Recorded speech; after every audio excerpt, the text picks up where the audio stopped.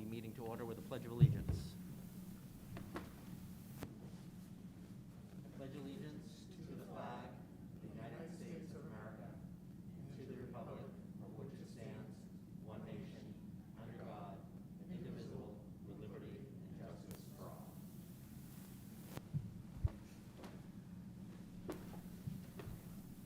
Okay.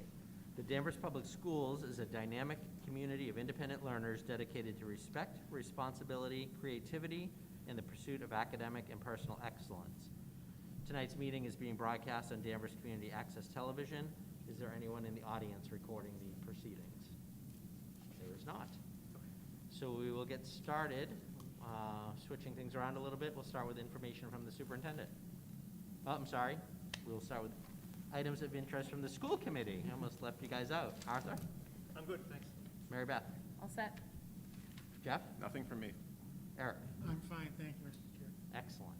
I am all set as well. So now we'll move to information from the superintendent. Okay, thank you. This evening, we are very pleased to announce our Massachusetts Association of School Superintendents Academic Excellence Award. We give this out on a yearly basis through the State Superintendents Association for students that excel in their senior year at each of our high schools. So at this time, I would ask that Dr. Colombino come to the podium and he will announce our recipient, and after that, we'll ask her to come up and we will take a photo. Great. Thank you. So it's our honor to announce that Catherine Sadie Nemeskel is the 2020 recipient of the Massachusetts Association of School Superintendents Academic Achievement Award for Danvers High School. Katie is a remarkable scholar, athlete, leader, and person. Academically, she thrives in the classroom, taking an impressive array of advanced placement and college-level courses this year. She's also the head marshal at the 2020 DHS graduation ceremony and is also the recipient of the Harvard Book Prize. Katie's a three-sport varsity athlete in cross-country, ice hockey, and lacrosse, and has been recognized as a cross-country unsung hero and MVP, along with receiving the MIAA Women in Sports Award. She's the president of the National Honor Society and has led the recreation of the NHS tutoring to a virtual platform this year. She's also the president of DECA and qualified for nationals for her financial consulting event. As vice president of Best Buddies, she's volunteered at the Northeast Education Consortium and supported students with disabilities in adaptive lacrosse programs. Katie is a good person. While her achievements and accolades speak for themselves, the most impressive thing about her is her humility and genuine goal of wanting to make a positive difference in our community. We're very lucky to have Katie as a student at DHS and are so proud of her. Congratulations, Katie.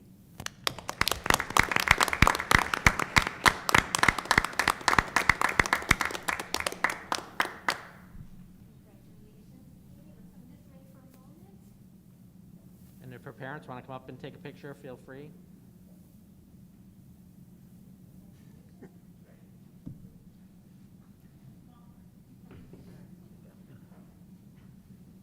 Oh, I'm probably right in the way here.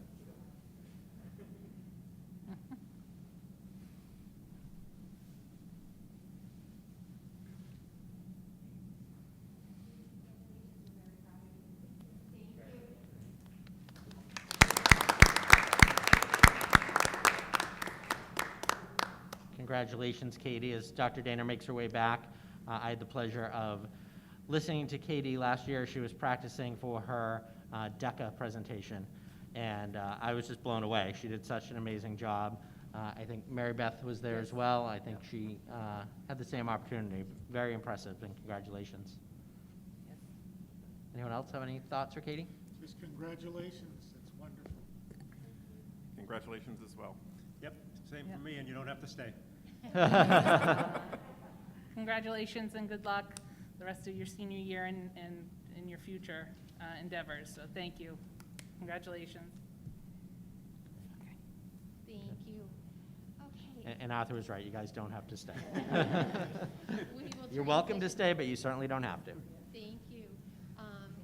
As you said, we did change an item on the agenda. Thank you. And our high school students are very busy, and Matt Leak will be joining us shortly. So we're going to continue with information from the superintendent, and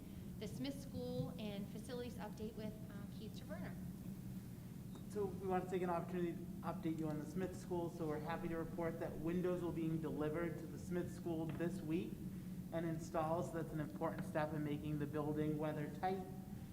The building committee got to meet on site and get a tour of the building a few weeks back, which was well received, and really got to see the progress firsthand. We missed out in the spring on getting to sign the steel beam that was going to be in the building. So as an alternate this fall, we were able to have every student at the Smith School sign a banner, which is now going to be encapsulated where the elevator goes. So we were able to have that hung, and we're really excited about the progress there. On the facilities end, we did want to provide an update on ventilation in the schools.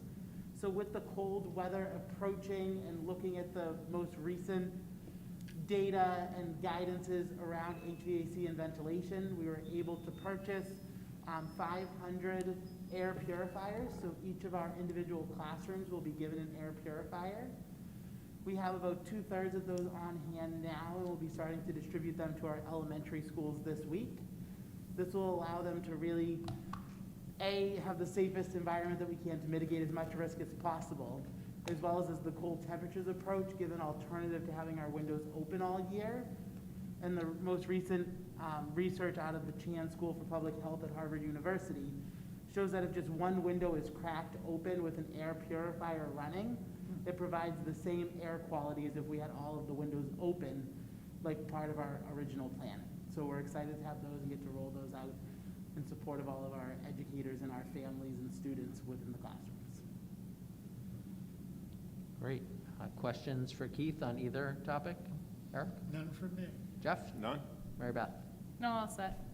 Arthur? Nope, I'm all set, thanks. No, I'll just comment that I was part of that tour for the Smith School building, and it's really impressive what they've done. And seems like a short period of time on one hand, a long period of time on another, but it looks great. Great, thank you. We'll continue with putting information together about our statistics for the COVID-19, and again, ask Keith Taverner to give the community an update. So we do just have a short 4-slide presentation, and we'll update these numbers each month to keep the community and the school committee up to date on all of those numbers. So the first slide that's in your packet is the updated city and town metrics. So on Friday, the governor released new metrics to which communities will open and close both businesses and schools based off of. So this most recent metric chart is included in the packet for this month. Our second slide will show us in a time lapse, so going back to when our last meeting for what COVID positive cases have been reported both in the community and within the school setting, based on when the town began releasing the data by age group. That was actually for the October 30th cycle. So you'll see that October 30th is the first cycle, and then November 6th will be the second cycle. At our next meeting, we'll have a full month of that data as the town continues to report that way, and we have access to that information. So you'll see on Friday, October 30th, there was 25 cases in the community and 0 cases in the Danvers school setting. You'll see that there is an asterisk. There is one case that we reported to DESE, which they deemed to not be in the school setting because the person didn't step foot into the building. So one of their classifications is in the school building and not on school premises or involved in a school event. So we'll continue to report out to the community even when it is at an athletic event or other event, because it could have affected our students, but DESE did not include it, so we have an asterisk there.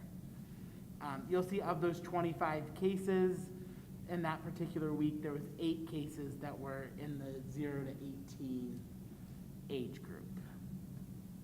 So then on the next slide, you'll see November 6th, there was 26 active cases in the community with 0 cases in our school, and the number of children being affected were slightly down to that 0 to 18 age group with 4 cases in that reporting window. And then on the last slide is an excerpt from the weekly report. So my understanding is the state is no longer going to publish the color-coded map. Some of the news sites have begun to update that, but each week they report this color-coded chart. So we took out the page that was Danvers, and you'll see under the new metric system, Danvers is now considered a community in green rather than a community in red.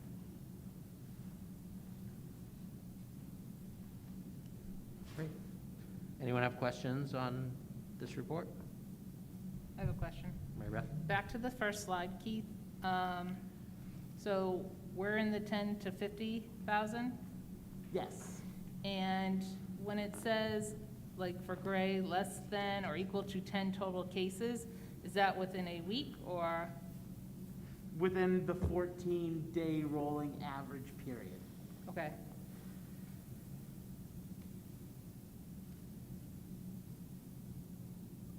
Okay, that's the only question I had. Great. Anyone else?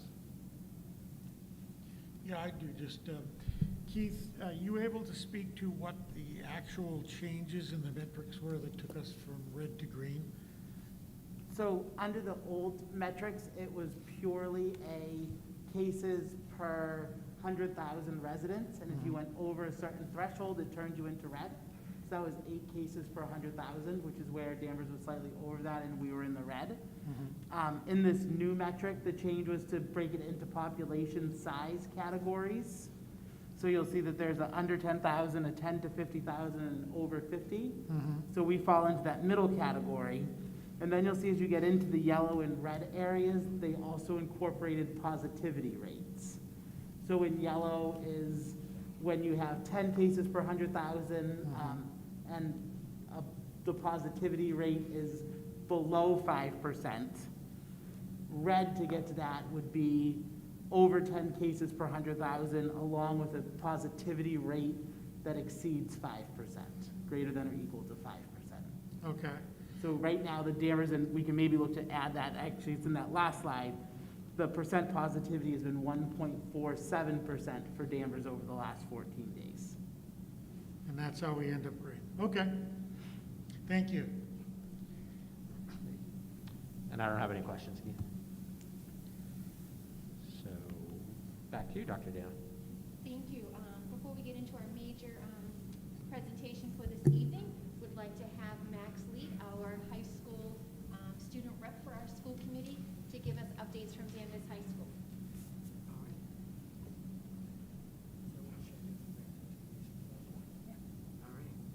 So our anti-discrimination club has been meeting weekly, and we're trying to get more than once a week. And in our last meeting, some of the important topics we touched upon were microaggressions and the importance of our words.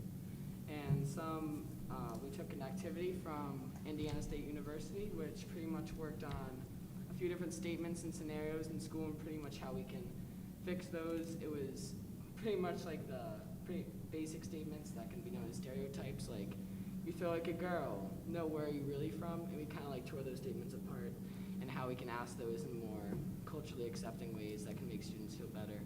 And not exactly better, but a little more accepted in our school environment. In this, we touched upon like what microaggressions are, how we define that, and we were able to define that as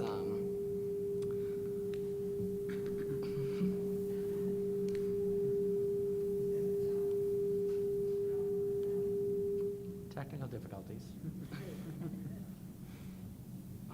in this meeting, we were able to define that as little actions in a day that could be taken one way from another person based on their cultural background, whether this is their ethnic background, their socioeconomic background, and how we can be more conscientious of that with using our words in the school environment. Excuse me, Max, can you just talk a little bit closer to the mic? I'm having a hard time hearing sorry. you. Thank you.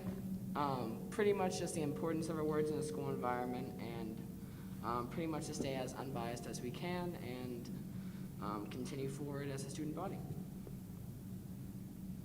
Further down the list with obviously the huge election going on, we're not a political club, so we didn't really want to get into anything too edgy at this point, but we want to talk about the anxiety that may come around it. So we talked about election anxiety and what it was, and we read an article from the New York Times, pretty much how to deal with that, taking a break from social media, going for a walk, pretty much going over how scary and tough this time is for our country, and that's okay and totally normal to feel anxious about the results or what's going to happen in the future.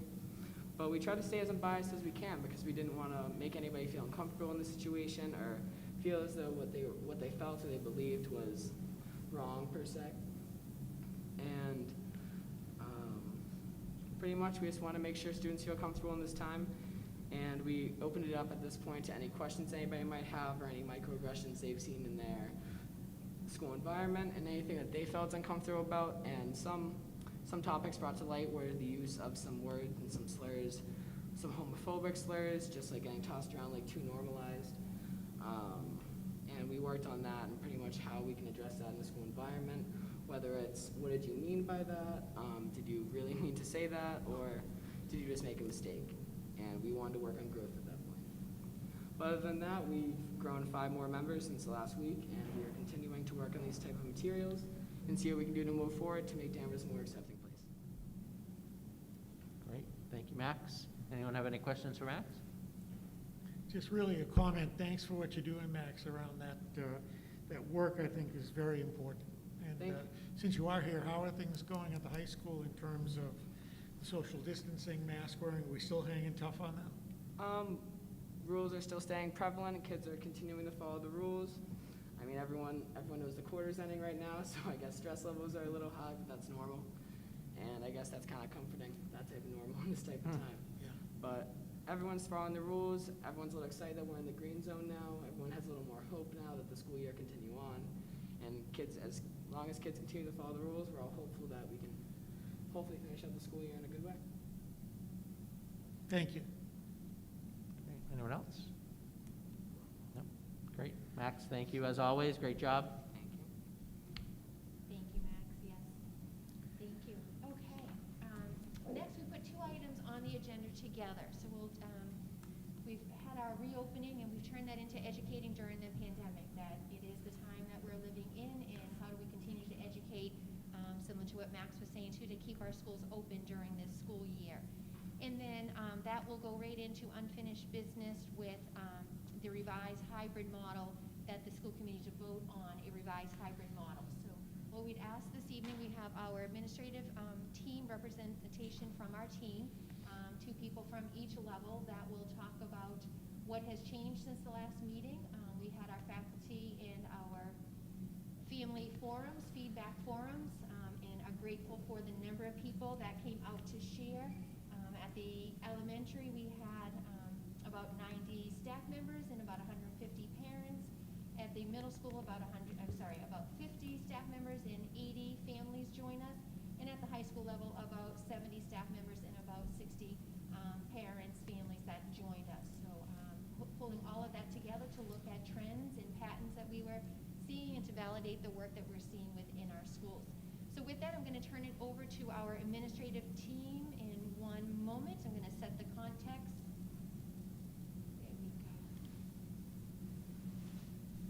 Okay, so this visual, we continue to have at all of our meetings that the Danvers Public Schools is an equity-seeking district. That means we need to continue looking at having our physical safety, the equitable learning environments, and our emotional safe learning environments. The updates since our last meeting, the refinements to the hybrid model will be the major part of tonight's conversation. Our schools will talk about the focus on student engagement now that we have successfully reopened our schools, the focus on our student engagement with the work and the change at the state level. Keith has already been able to address that in tonight's meeting. The ventilation has been addressed, and the equity you will see at the different levels within the professional development that has happened within our schools.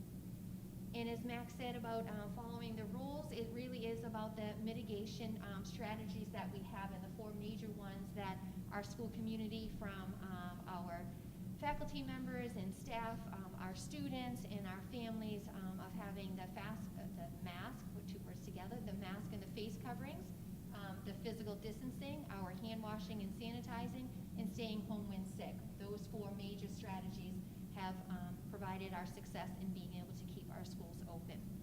So with that, we are going to start with Dr. Mary Tatum to give us a special education update first.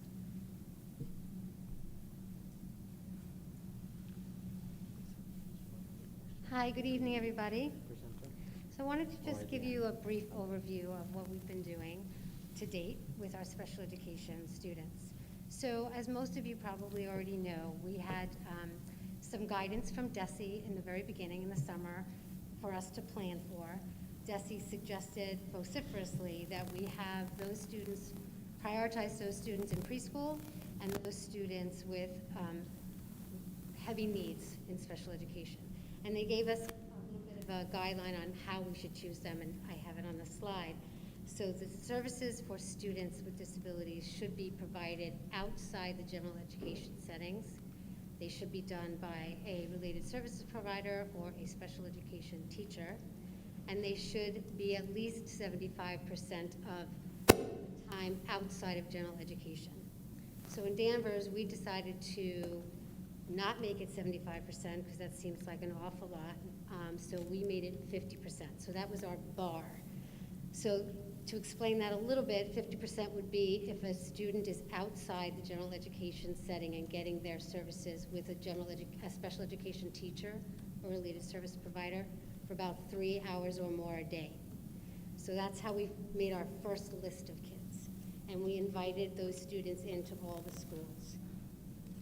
We did tweak that a bit. Sometimes there were some other needs that came to light, and so there were some students that we did have come in for 4 days that may not be exactly at 50%, maybe even a little bit less, depending on what their needs are.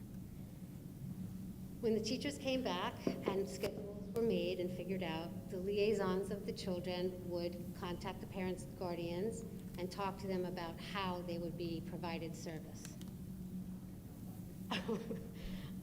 So the liaisons connected with parents, discussed the plan, and then either made a little plan that they would send home to parents or discussed it with the parents, or they may have done some kind of change on an email. But if they didn't have to do any changes on the IEP at all, then that was just the way it was left. So the way the state had us do it was IEPs are meant to be developed for when everything is normal. So we weren't to change IEPs. We were to make a plan. And that's what we did. So services sometimes would look precisely the same as has been recommended on the IEPs or not.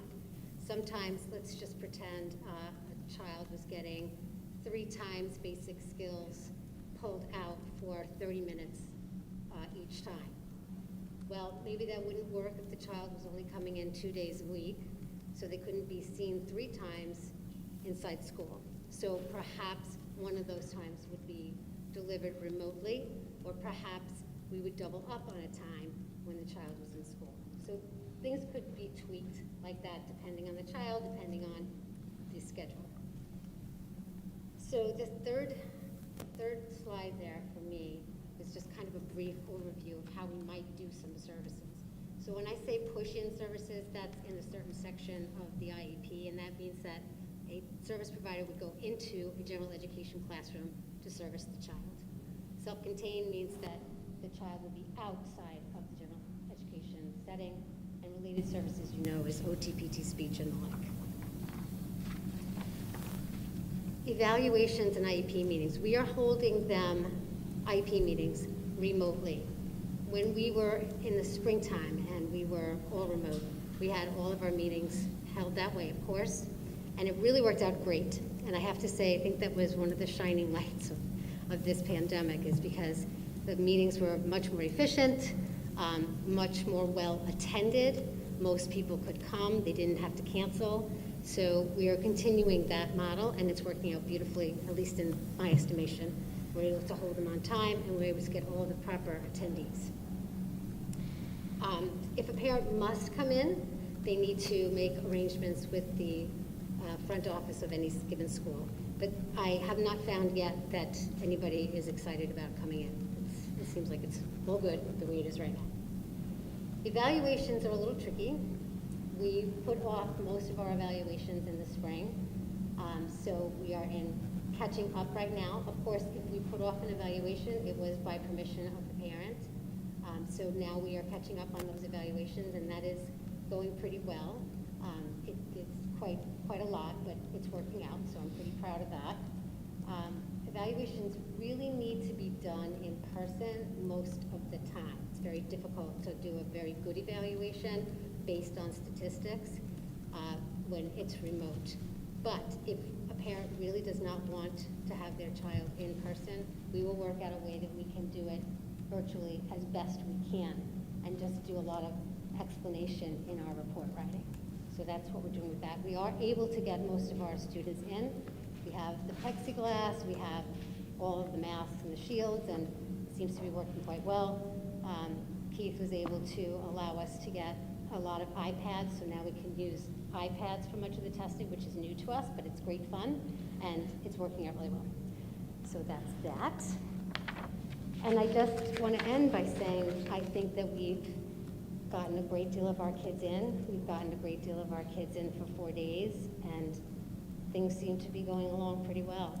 I'm very proud to say that all our learning centers are doing really well. We have some students that are remote, but that is the parents' choice. And all of our high needs kids are really being serviced well. Thank you, Mary. Thank you.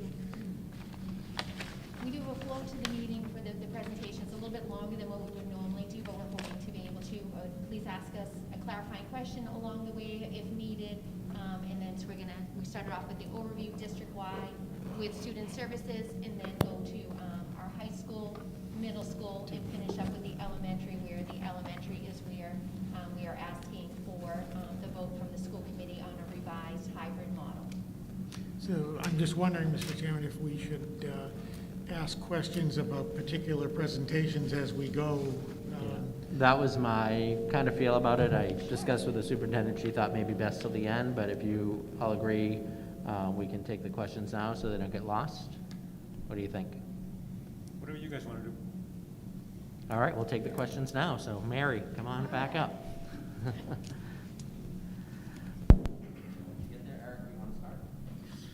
Yeah, please. Hey, Mary, how are you? Good. Thanks for being here tonight. So a couple of questions. Number one, have we seen an increase in referrals this year for testing for parents who are concerned with special education needs for their students? So how is that going? So I would say not yet. In a regular year, we might get some burst of referrals around parent-teacher conference time, which makes sense. So we have part of them, and we have not quite gotten a bevy of referrals from that. So I would have to say that as of right now, no. Okay. We have not. Good. And how about what's happening with students who are normally outplaced? Are any of the facilities open? Are students still being transported? How is that working for us? Yep. If a student is out of district, they absolutely are getting transported, or their parents are bringing them, depending on what that, how the parent wants to do that. And then, of course, we reimburse the parent for the transportation if they're choosing to drive their child. But we are, of course, required to transport if the child is out of district. Okay. Almost all of them are open. I think some of you might know that the consortium had, was it a flood, Lisa? Yes. Something like that. And so part of their building was uninhabitable, I guess. And so they have looked at alternative places for the students to go. But almost everyone else is open. Okay. There are students who are going. Has CPAC been active at all as they normally have been? I know it's very difficult for them and everybody else, but how are they doing in terms of So being a we liaison? chat. We chat pretty often. They're going to have their next meeting where the Federation is going to do the parents' rights, and it's going to be virtual. So that will be in December. Okay. All right. The other thing is, if the Zoom, if the remote IEPs are working, it might be something to think about when the normal days return again, because if it's working from a scheduling standpoint, that might be a good way to go in the future. There's no reason we have to, if we can find something out of this pandemic that really works, I say stick with it if it works for everybody. I agree. And let's see, I guess the only other comment really is, it seems to me that there are going to be more parents, and probably you've experienced this, who have anxiety around their student services this year. So I hope that, number one, that it's okay with you, that you're getting parents who are respectful and working with you, but also that we're being responsive and will need to continue to be, and I know you will be. I'm glad you even said that, because I would want to remind everyone that if they have issues or problems, they first should go to their child's liaison. Always can call my office, always.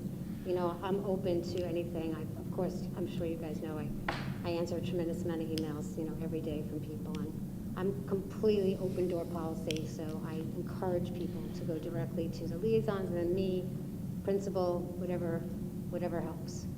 Good, because I know it's, this year, it seems like it's more important than ever, because there's so much of an emotional impact, not only on students, but on parents.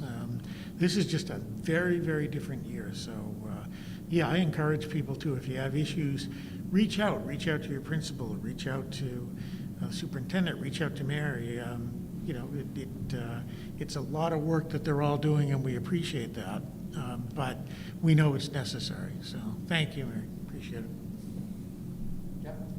it. Great, yeah, I'm just, thank you for the work you've done, and I appreciate it. It sounds like we've heard several of the parents who have concerns, and hopefully we continue with that.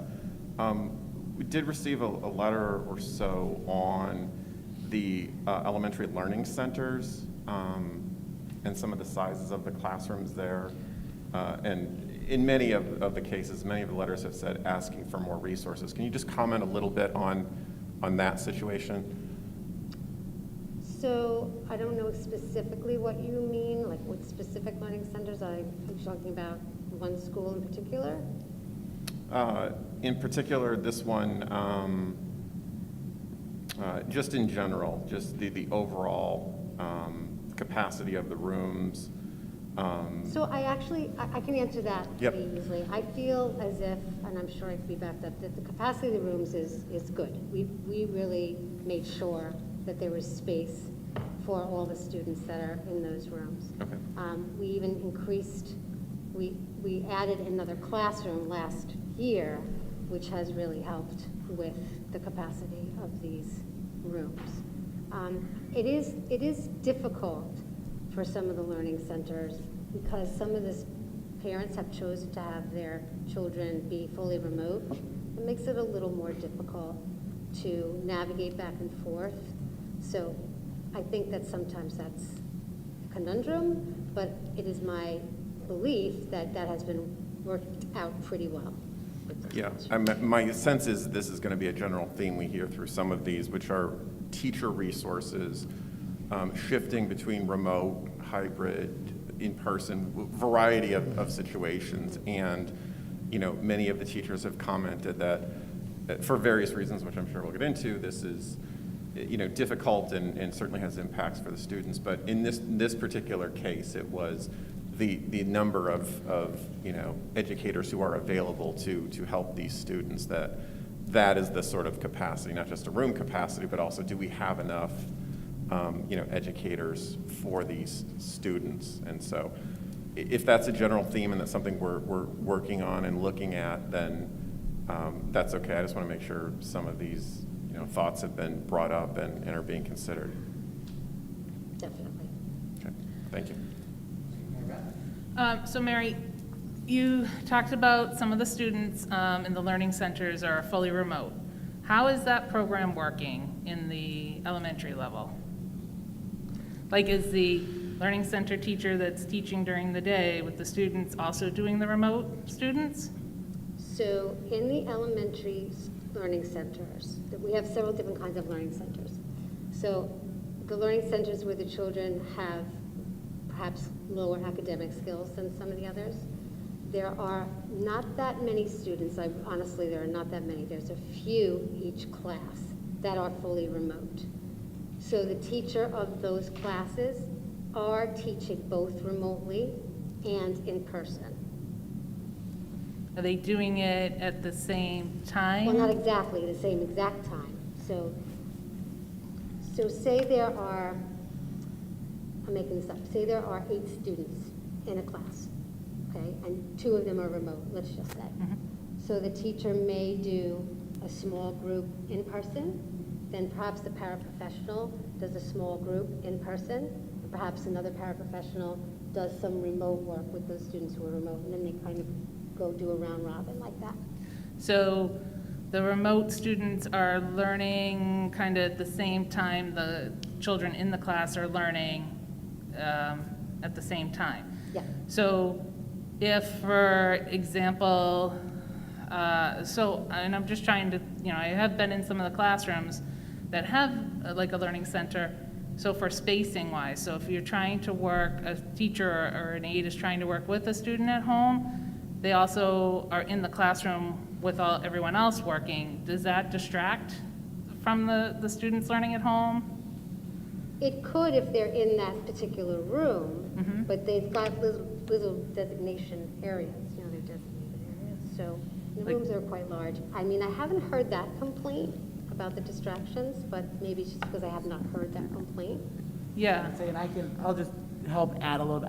We did have a conversation with teachers in one of our learning centers I did last week about that. And I would say that the principal in that building is currently exploring alternate areas in which some of those calls could happen to help reduce the noise and the distraction inside the classroom. Yeah. As an alternate to make it run hopefully a little bit smoother.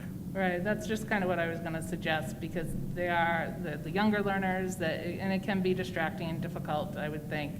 But if you're already looking into that, thank you for doing that. So are those students that are working remotely, we're also providing them with the materials? Is that, like, if there are worksheets or manipulatives that they need, those are being provided to the families? Yep, and if they needed Chromebooks, of course, they have those, and anything like that, yeah. Okay. And then just back to kind of the staffing. I know staffing has been challenging all around, but Keith, are we actively looking for additional support for the high needs classrooms, or like have we hired what we're hiring, or? I would say at this point, we're actively reviewing the support and the setup of how we can better maximize our existing staff to support those students. Unfortunately, as we've talked about at past meetings, the way that the grant funding is set up that came from the federal government to help support, educating students during a pandemic has a shelf life of December 31st, which makes it extremely difficult to spend any of those resources on staffing. Obviously, our school year goes into June. So at this point, there's no existing grant or budget line to help with the staffing in a different way. So like we've been doing in all of our classrooms, it's really looking at it in a creative manner about how we can better maximize what we do have. And I would say that we do have, I believe, one aide position that is still open in those learning centers to round out the staff that we're actively trying to recruit and hire for. Okay. I was just thinking, like, going forward, if there was needs for additional staff, just for any number of reasons, would that be at some point, we may have to look at the budget to other line items to potentially fund staffing, or it's just not there right now? I guess at this point in the year, with the number of unknowns for the rest of the year, I would be apprehensive to say that we have the resources at this point to hire additional staffing until we've exhausted all other avenues, which I think you'll continue to hear about tonight, is how are we going to maximize at all of the levels and where do we put those dollars, along with looking at, a new lunch program that gives universal free lunch that is causing the food services program to lose, $20,000 a month. And how do we cover that deficit? And how do we cover the unknowns of different expenses throughout the year that at this point we wouldn't have the resources that I would personally feel comfortable committing to hiring additional staff, which is why you'll keep hearing the creative solutions. I say to people, we have money for stuff right now if we need to buy stuff, which we're so thankful for, because it is, like we spoke earlier about the air purifiers, it's allowing us to invest really in those physical elements of making sure that we're mitigating as much risk in the learning environment that we can, making sure that we have the latest and greatest technology that we can use to make it run more efficiently. And for all of those things, the one thing it doesn't help us with, unfortunately, with, is staffing, is with people. So it's really how do we make the best of what we have. I just want to make sure that our staff feels that they're supported as best they can be with the circumstances that we're in. So if there are classrooms that need that additional support, if we can be creative or certainly find some staffing internally to try to help with that, I would think that would definitely help them. And I'll But say, again, it is a moving target. So I Right. had a conversation with some Learning Center staff last week. Mary Wormers is gonna help with some PD this week or next. I know Mary Tatum's also has it on her radar to make sure that we do hear that they're struggling right now. So we wanna, make sure we make them the focus, that we can see if we can get it rerouted, go back in the right direction. We've talked about additional technology in the room, physical devices, to make those mixed environments run better, really looking to make sure they are the focus of our time right now, to try to make sure they're running as well as we can. okay. Very good, thank you, Mary. Welcome. I think I'm all set, thanks. Eric, just a couple quick questions. What would you say is your biggest challenge this fall, both for your staff and what's also the biggest challenge for the families that you serve? I'm sure there are many, but.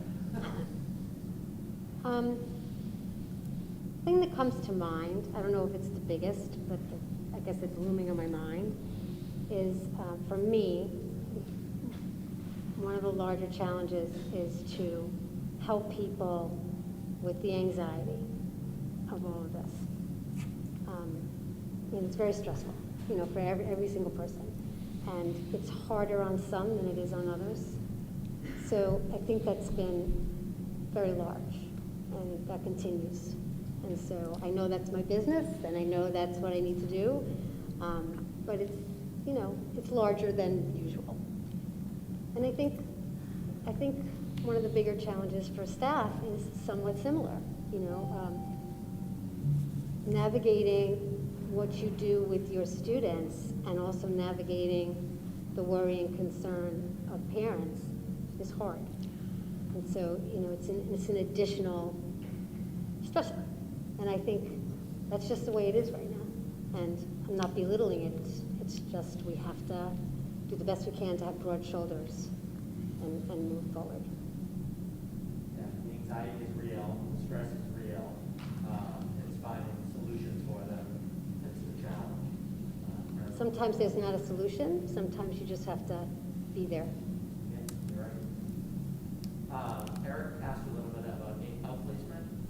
Just as a follow-up to that, we had a huge spike last year in outplacement. We did. Which caused a huge issue for our budget. How are we looking this year in terms of outplacement and budget concerns? Is it better, worse? Don't Well, answer that, knock on wood okay. before you answer that. It's plateauing.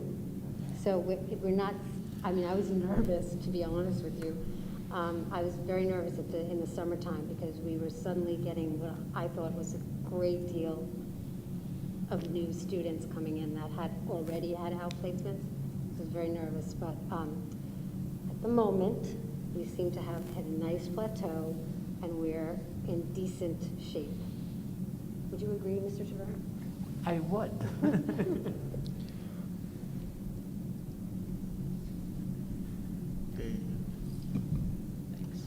Technical difficulties. So my last question is, you had mentioned the CPAC meeting in December. Do you happen to know the date? Only because our next meeting is until December 14th, and if it's before that, I just wanted people to be aware of it. If you don't, we Lisa, I can- don't remember. Do you remember when it is? Is it the 7th, I feel like? Potentially the 7th. We'll find out. Okay. That was it. Thank you, Mary. You're welcome. Jason, you're up. Dr. Gerard will give us the updates from Danvers High School. Hello. So, I want to thank all of our faculty and families who came to the forum last Thursday. So we wanted to start with that slide next to just go over some feedback there. So some of the bullet points for the feedback, and then we'll get into how we've taken the feedback and some of the updates and revisions we've been making to our learning model. Number one was overall appreciation for all of our school personnel. So teachers, admin, school committee, central office, custodian, food services, general education, special education, everybody, and I'm sure that I'm missing people, but just overall thanks from the community and from families to make sure that everybody does know that.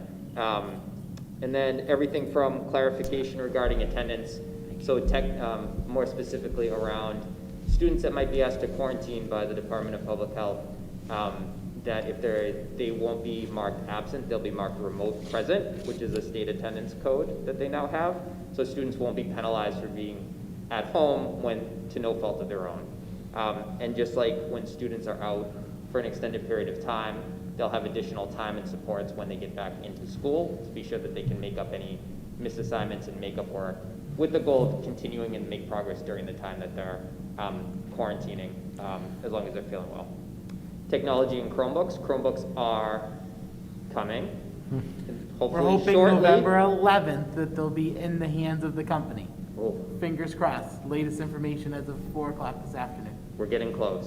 And we really want to appreciate and just thank central office, the technology department, for all of the work on keeping us afloat. So really being able to open up the personal devices so students can use them at the school, for continuously refurbishing previous devices so that every student has a functioning device in the classroom so they can still access the curriculum and learn. That was a monumental feat that continues. And we do want to thank the families for their patience. And when the new ones come in, every Danvers High student will be getting a new device.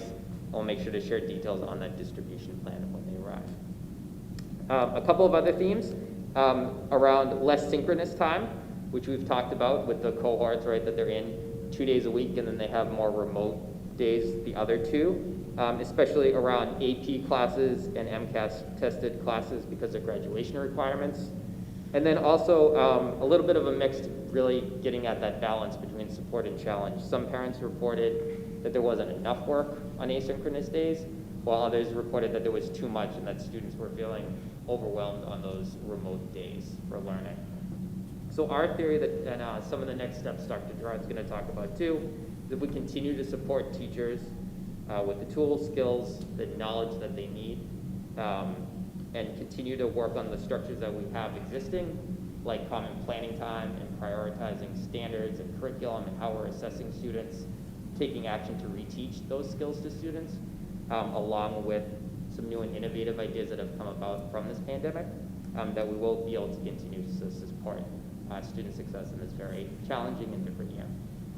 So Dr. Gerard's going to talk about a couple of different revisions to our learning plan. Hi, good evening. So the last DHS had a professional development last Tuesday and Friday, and we spent a lot of time talking about equity and inclusion, building a common understanding of who our students are, what their struggles may be, understanding that how students present to us. There are oftentimes things underneath that, struggles that they may have that we might not ever know about unless we ask the questions. Coupled with some of the great work that Max and some of his peers are doing with the Anti-Discrimination Club, we're also going to be doing a whole staff book read on stamps.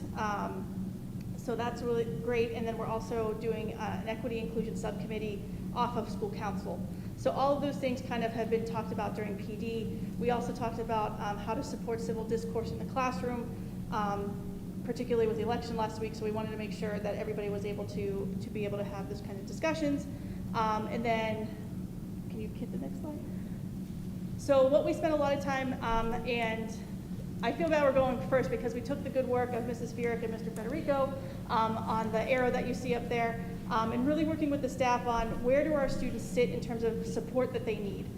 The vast majority of our students are doing well, even with less live instruction. But as students kind of need some more support, what does that support really look like at DHS? With the incoming new Chromebooks, that will be really helpful for a lot of our students who have had some struggles. Although Mr. Knowles is doing yeoman work down at the old conference room by central office. And as the students need more support, it looks a little different. In the last 2 or 3 days since PD Guidance and administration has been going through student grades and seeing what kind of supports they needed. We're assigning students to attend remote support. So the last time I came to talk to you, it was more about students choosing to go. Now we're identifying students who need to go. And so we're reaching out to them and assigning those blocks of time. And if they need additional support, we are talking with Mary Tatum and her staff.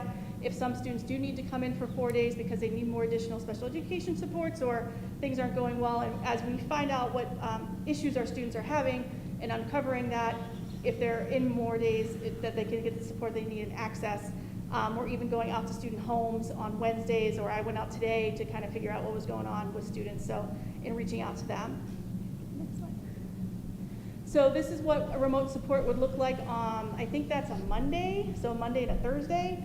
As you can see, most half-hour blocks have at least 1 or 2 teachers available in content-specific classes. Again, guidance and administration has been working on assigning those times to students to be able to meet their needs when they're home. That's also for not only hybrid students, but students who are engaged in the fully remote program. They have access to this support as well, and we're doing the same types of contact and outreach with parents and students. Thank you, Jason and Amy. Questions for the high school? Jeff, you want to start? Yeah, so, I mean, I point to maybe the 4th bullet on slide 10 is the one, and we mentioned this before, right, 1, 2, 3, 4, there, right, the synchronous time. I mean, is there a concern now with AP tests? I'm not so much worried about MCAS, but AP tests and exams that our students are not going to have learned the requisite material to succeed in those? I think every year there's always concern, right? So it is a rigorous course. I think what the teachers are doing and using their flex time. So every AP course still has flex. And so how teachers are using that looks a little different. I think there is concern. I don't think we can say there's not. But I think what the teachers are doing with the synchronous work and then doing some more intensive stuff when the students are at home and sometimes flipping that classroom, so they're doing a little more independent reading than they might normally would, and then leveraging that flex. I think, you know, if you look across the country, schools in the South start before we do in New England, and schools where I grew up in Ohio start before. So we're always usually behind the 8 ball in New England, but we tend to make that time up through flex and some other instructional practices. So we can't say, no, we're not concerned, but we continue to be really confident that our students will be prepared for those exams in May. Yeah, because I mean, I think and I guess we'll have more data on this hopefully in a little bit, but as we mentioned in one of the previous meetings, we've had so many, but you know, we took a bet, right? We could have, assuming we had the technology, we could have done, as some parents have suggested in letters to us, we could have just had, you know, a teacher teach half the students live and then a live stream of that to the rest of the students.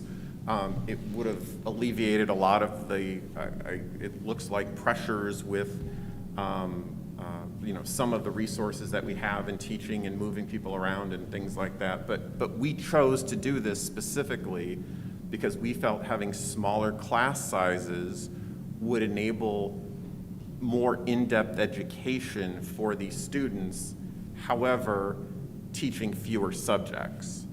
And so what I'm hoping we're going to see in the data is that the fewer subjects we teach, and I know we're still going to cover everything in a cursory manner through asynchronous or others, but I would expect that because we invested so heavily in fewer subjects within a section, right? So if you're within chemistry, there's 10 modules. We bet on 6, right? Our students are going to do really well on 6. So, I know we probably don't have the data now, but I'd like to see in another meeting or two that we are in fact meeting those accelerated benchmarks, right? For those 6 that we bet on, we're doing really, really well. The other 4, we're going to do the best we can, but because we put students in smaller classrooms with the teachers, that's what we're expecting. And if that's not what we're going to see, then maybe we can talk about shifting at some other point. But I'm hoping that's kind of what we see in this, certainly from the high school. Okay, those are my questions. Thanks. Just a question. I know we've talked about it in the past, but about live instruction. So on the students that are home on their remote day, I know we've kind of talked about it in the past. Are we making any, are we still looking into possibly doing that with the high school level at least, or not? I don't know who this question should go to, Mary, you guys, I don't know. So I guess I would say that that would have to start with a conversation with our teachers' union around contract implications before we were to look into that more. Okay, so that's where that is at the time, okay. I'd say it's been an existing contract provision for years. There were a few exceptions made through the MOU this year for some of the specialty areas around live streaming. But that is something, if the committee was interested, we could obviously go back and have a discussion with them about. Okay, so when we had a couple teams that had to be quarantined, just because of potential COVID exposure, and they were out of school for was it a 14-day period? So when they're out, what's their learning look like? Are they zooming into a class, or are they just given assignments to work on at home for those 14 days, or the 7? So it slightly depends a little bit. So they would maintain their asynchronous work, whether they were a remote student, an athletic team, or hybrid. So their asynchronous days would remain the same. Their Wednesday Zooms would remain the same. The only difference, and I think Dr. Colombino mentioned it earlier, obviously not being in the building, the vast majority of classes, they would be receiving work from their teacher. Most teachers are putting, even on the live days, putting everything online. So they would have access to that. Guidance would kind of coordinate that effort through the grade level administrator. So either myself, Mr. Emberley, Mr. Morrow. If the student's in an AP class, they're able to Zoom in because there's other remote students Zooming in. So they might shift the day that they would Zoom in, because we try to kind of gather those students at one of the cohorts. But the other classes, they would not be beaming in or Zooming in, beaming in, however you want. So the AP classes, those AP teachers have the Zoom in because they are the AP teacher for that Yep. AP class. And then there's certain special education courses as well, and some academic supports as well. Okay. So that was But- all part of that MOU that we signed with the teachers union, was around AP courses and really special education, I would Yep, say. those were the We just two use those buckets. broad strokes were the kind of specialty areas where we couldn't dual schedule, so that was, and I guess I would relate it to kind of, let's say a student last year had broken their leg, as an example, or somebody got pneumonia. It's a similar process where the teachers are great with coming up with the work for those 2 weeks, and it operates in a similar manner to an extended illness that we've had in past years. So with students that maybe were not in school for 14 days, the quarter closes tomorrow, they still have time to make up Yes, some of that work, They've been correct? granted an extension. Yeah, okay, that's what I thought. All right, thank you. That's all I had. Thank you. So I'll ask a question that you won't be able to answer. And I don't know how you can answer it, but if you compare this year to a normal year with where the students are at this time, how close are we? Are we 50% there? Are we 60% there? Are we 30% there? I mean, we're certainly not 100% there. No, I don't think we're at 100%. I think, you know, and through some of the PD as well, and some of the work of the CPT teams, they've been, as Mr. Kay said earlier, they've been kind of being more not even more thoughtful, but more explicit in what standards they're teaching. So they're looking at data from previous years, particularly in MCAS tested subjects or AP, and kind of making a best judgment based on their past experience. We have a whole lot of expertise at the high school with some of these assessments. If you're thinking overall, I think we're like 75% of the way there at quarter one. I think we weren't able to get to everything. You know, we started 10 days later, or 8 days later, so that kind of cut into some of that. But I think the teachers are feeling good for as far as we got. I think they're feeling like we got to where we wanted to be. I think there's going to be time for us to make some of that up. But again, they've been really thoughtful and careful in estimating kind of where we want to be at this point, and I think we're feeling pretty good about it. And you know, I'm not being critical, obviously. I'm just trying to get a feel for where it. I mean, obviously we're all dealing with this. Now, if we had more kind of the zooming into the classes, would that improve the the situation? I think it's a double-edged sword. I think, yeah, we could probably get farther, but I think as Mr. Federico said the last time we were together, it's managing two distinct communities simultaneously. And so that's challenging. So we think we might get farther, but there's no guarantee for that because we haven't tried it. I don't know if that answers your question. So are other, to your knowledge, are other districts doing that in our area? I don't, honestly, I couldn't answer that. I don't know. Do you know, Lisa or Mary, do you know? It varies between districts, so there are some that are doing that. Again, the variables depend on the size of the district, the amount of technology available. I mean, I just think it's hard for these kids not to be able to learn at the rate that they're supposed to be learning without either being in school or seeing something happening. But I mean, I'm not being critical. I'm just kind of thinking this through because it's such a. I mean, it's hard for the kids.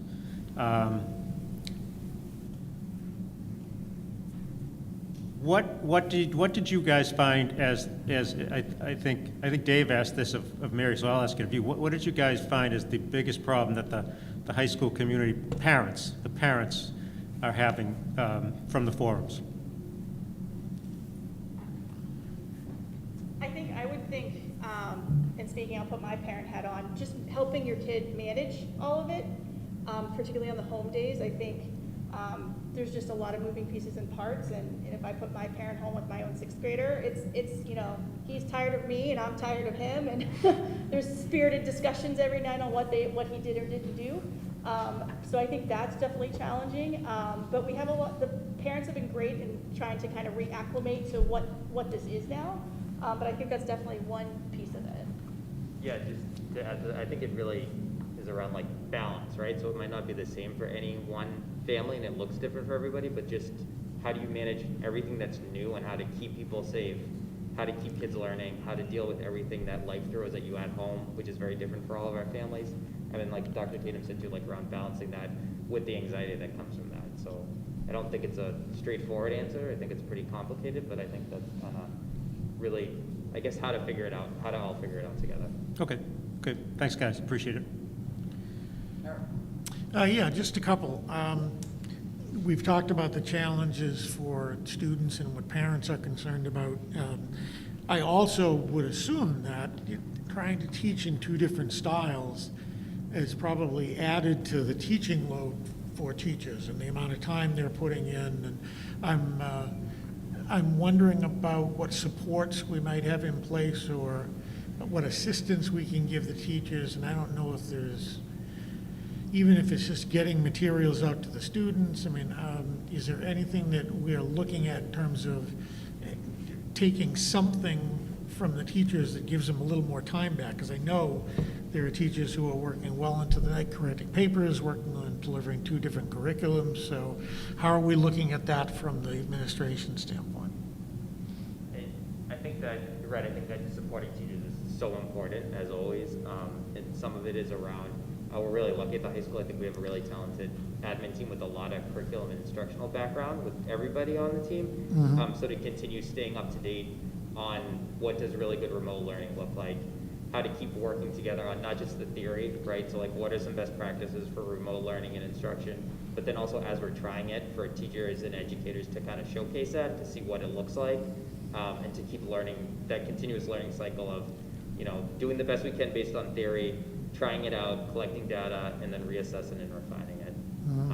As a more general answer to keep that, those collaborative teams, so the common planning time teams that teachers have, to honor that prep time that they still have during the day, but they also have that dedicated time on Wednesdays, so that common curriculum teams can work together. Good. Collaboration, I think, is important because we know it's a challenge. It's a challenge for you guys. It's a challenge for everybody, really. So collaborating with parents, students, teachers, yourselves, it's just a big thing. The other question I have is, what are you hearing in terms of engagement levels in those remote classes? Because as someone who sat through Zoom meetings, there are times when you could hear crickets out there because it's easy just to sort of lay back and not say much. So what kind of feedback are we getting from teachers about the engagement in those classes? You know, I think it's a little bit of a mixed bag. I think some students are more comfortable in that remote environment than others. I think what a lot of the teachers are doing is leveraging Zoom to kind of its full capacity. And we're finding if you do smaller breakout rooms or even individual breakout rooms, and teachers are meeting kind of one-on-one with students because we don't necessarily have all the time that we had to kind of build those relationships. They're using that to kind of see where the students are at in terms of their knowledge. I think we've been able to use funding and get things like Loom and Screencastify and some other applications that have really helped. You know, we always use Pear Deck, that's kind of our standard fare too, to try to engage students in different ways. But I think in doing those small breakout groups, that's where we're kind of finding more bang for our buck. And that sometimes the students won't necessarily engage big screen when there's 20 kids there, depending if it's remote or a Wednesday. But they are definitely engaging in those kind of smaller groups. Good. I mean, I know it's difficult. It's as I say, there are lots of challenges to this, so thank you for what you're doing. That's it, Mr. Chair. Thank you. Just thank you for the slide, first of all, that's up there. Thank you to everyone that participated in the feedback forums, both family and faculty. I sat in on all 6 of those. And they were a little awkward in the sense that we were just asking for feedback. They were listening sessions. And it wasn't a Q&A session, so we weren't, whoa, double mic? Am I okay? You're good. Okay. So we weren't providing, or the administration wasn't providing answers right away. So having, feedback here from the feedback forums is great for the parents that participated. They can get some of those responses, and that's the same for all 3 levels, which is fantastic. To what Dr. Colombino said, in all 3 of the faculty forums, that combined common planning time on Wednesday afternoon is gold. Like Mrs. Farrick said, live teaching is gold, which I believe in. That common planning time in this environment seemed to be gold, so I'm glad everyone had that same thought. And then my only question is on, I think it was your last slide, the remote support slide. So you look at one, let's just take the first one, 7:30 to 8, ELA in Spanish.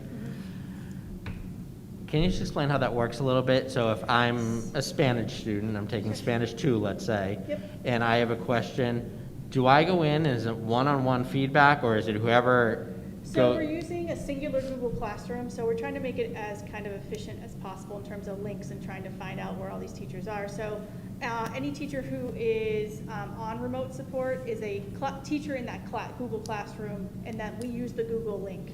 And so if I've got a question about Spanish, I think Senora Pace is actually the 7:30 slot, so Senora Pace would be there, and I would log in, and we would talk. Now, there's another teacher kind of in the virtual space in case somebody else pops in, but we haven't gotten a ton of foot traffic yet, so as we get more foot traffic, we'll probably have to rethink about how we do this, but essentially and initially, we wanted to make it kind of as simple as possible for kids to get the help that they needed while they were at home. Right. I kind of compare it to like going after class to ask the teacher a question. Is that kind of the concept? And we still have office, so that's the other piece too. So we still have office hours after school every day. Okay. That we really encourage students to make appointments with or check in with their teachers too. So that's still an option after school. Okay. So it might not necessarily be my Spanish teacher. If I don't Right. have Senor Pace, I might have someone else. Yep. But he's the one on at that time that should be able to answer my Spanish question. Correct. So he would answer that, but it would be a one-on-one environment. It wouldn't be like 6 students happen to log in and we're all trying to get his attention.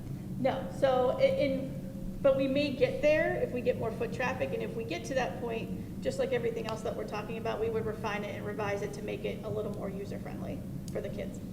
Okay. Great. Thank you so much.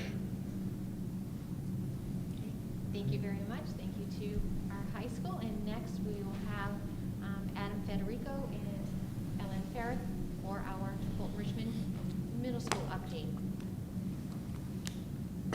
Thank you.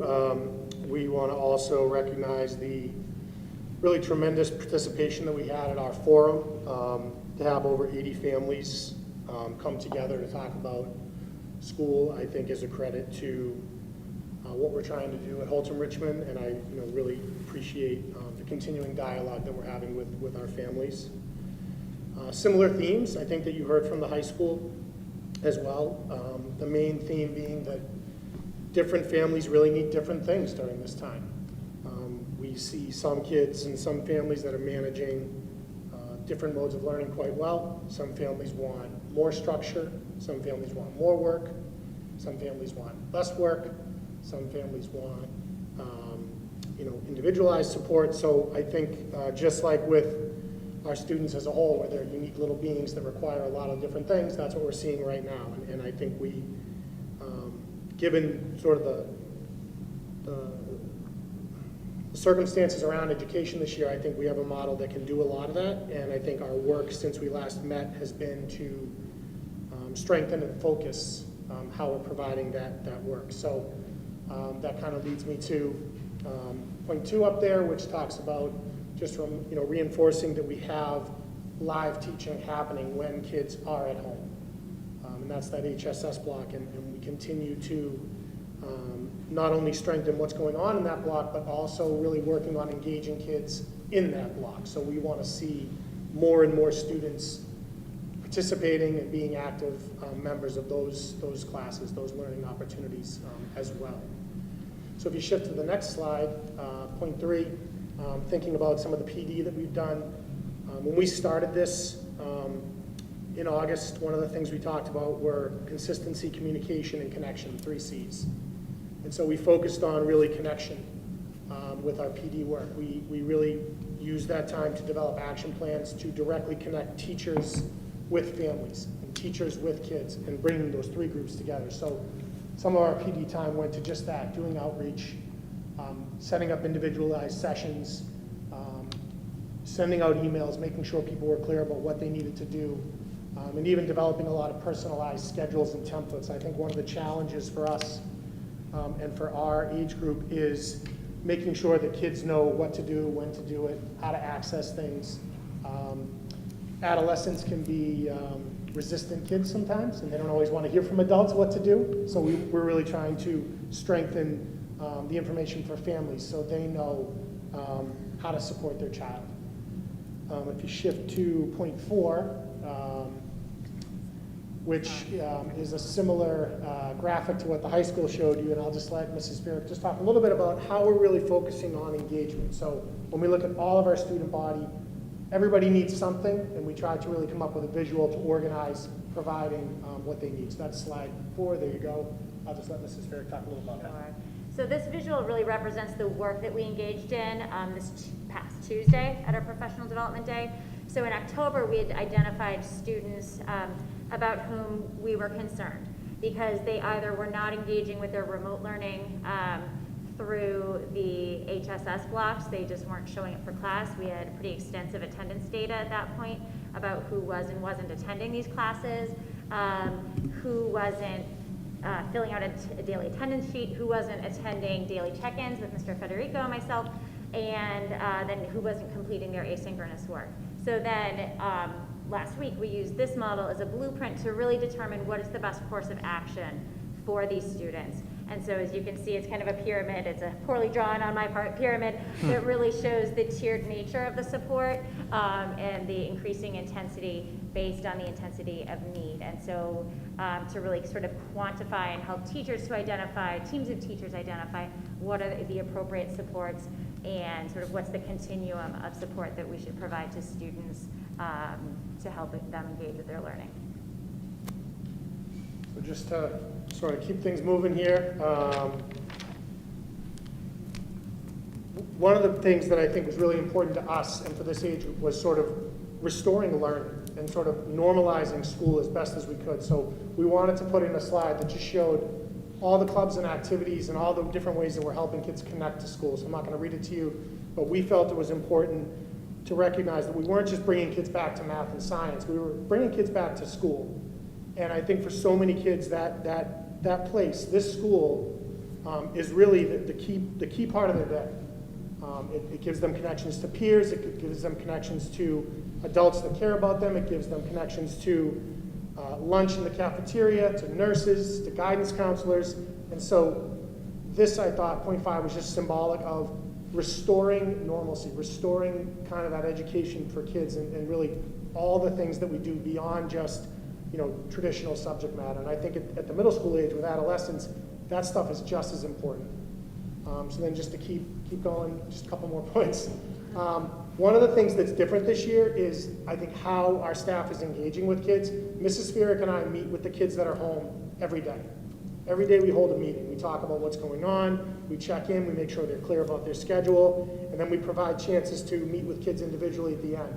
We also are bringing in guest speakers to those meetings. So Mrs. Wu, the librarian, the students' guidance counselors, they're attending those meetings, and we plan to have other guests as well. So that's sort of a new way to do things at the middle school, and it's something that I think we're going to carry on beyond the pandemic years, if you will.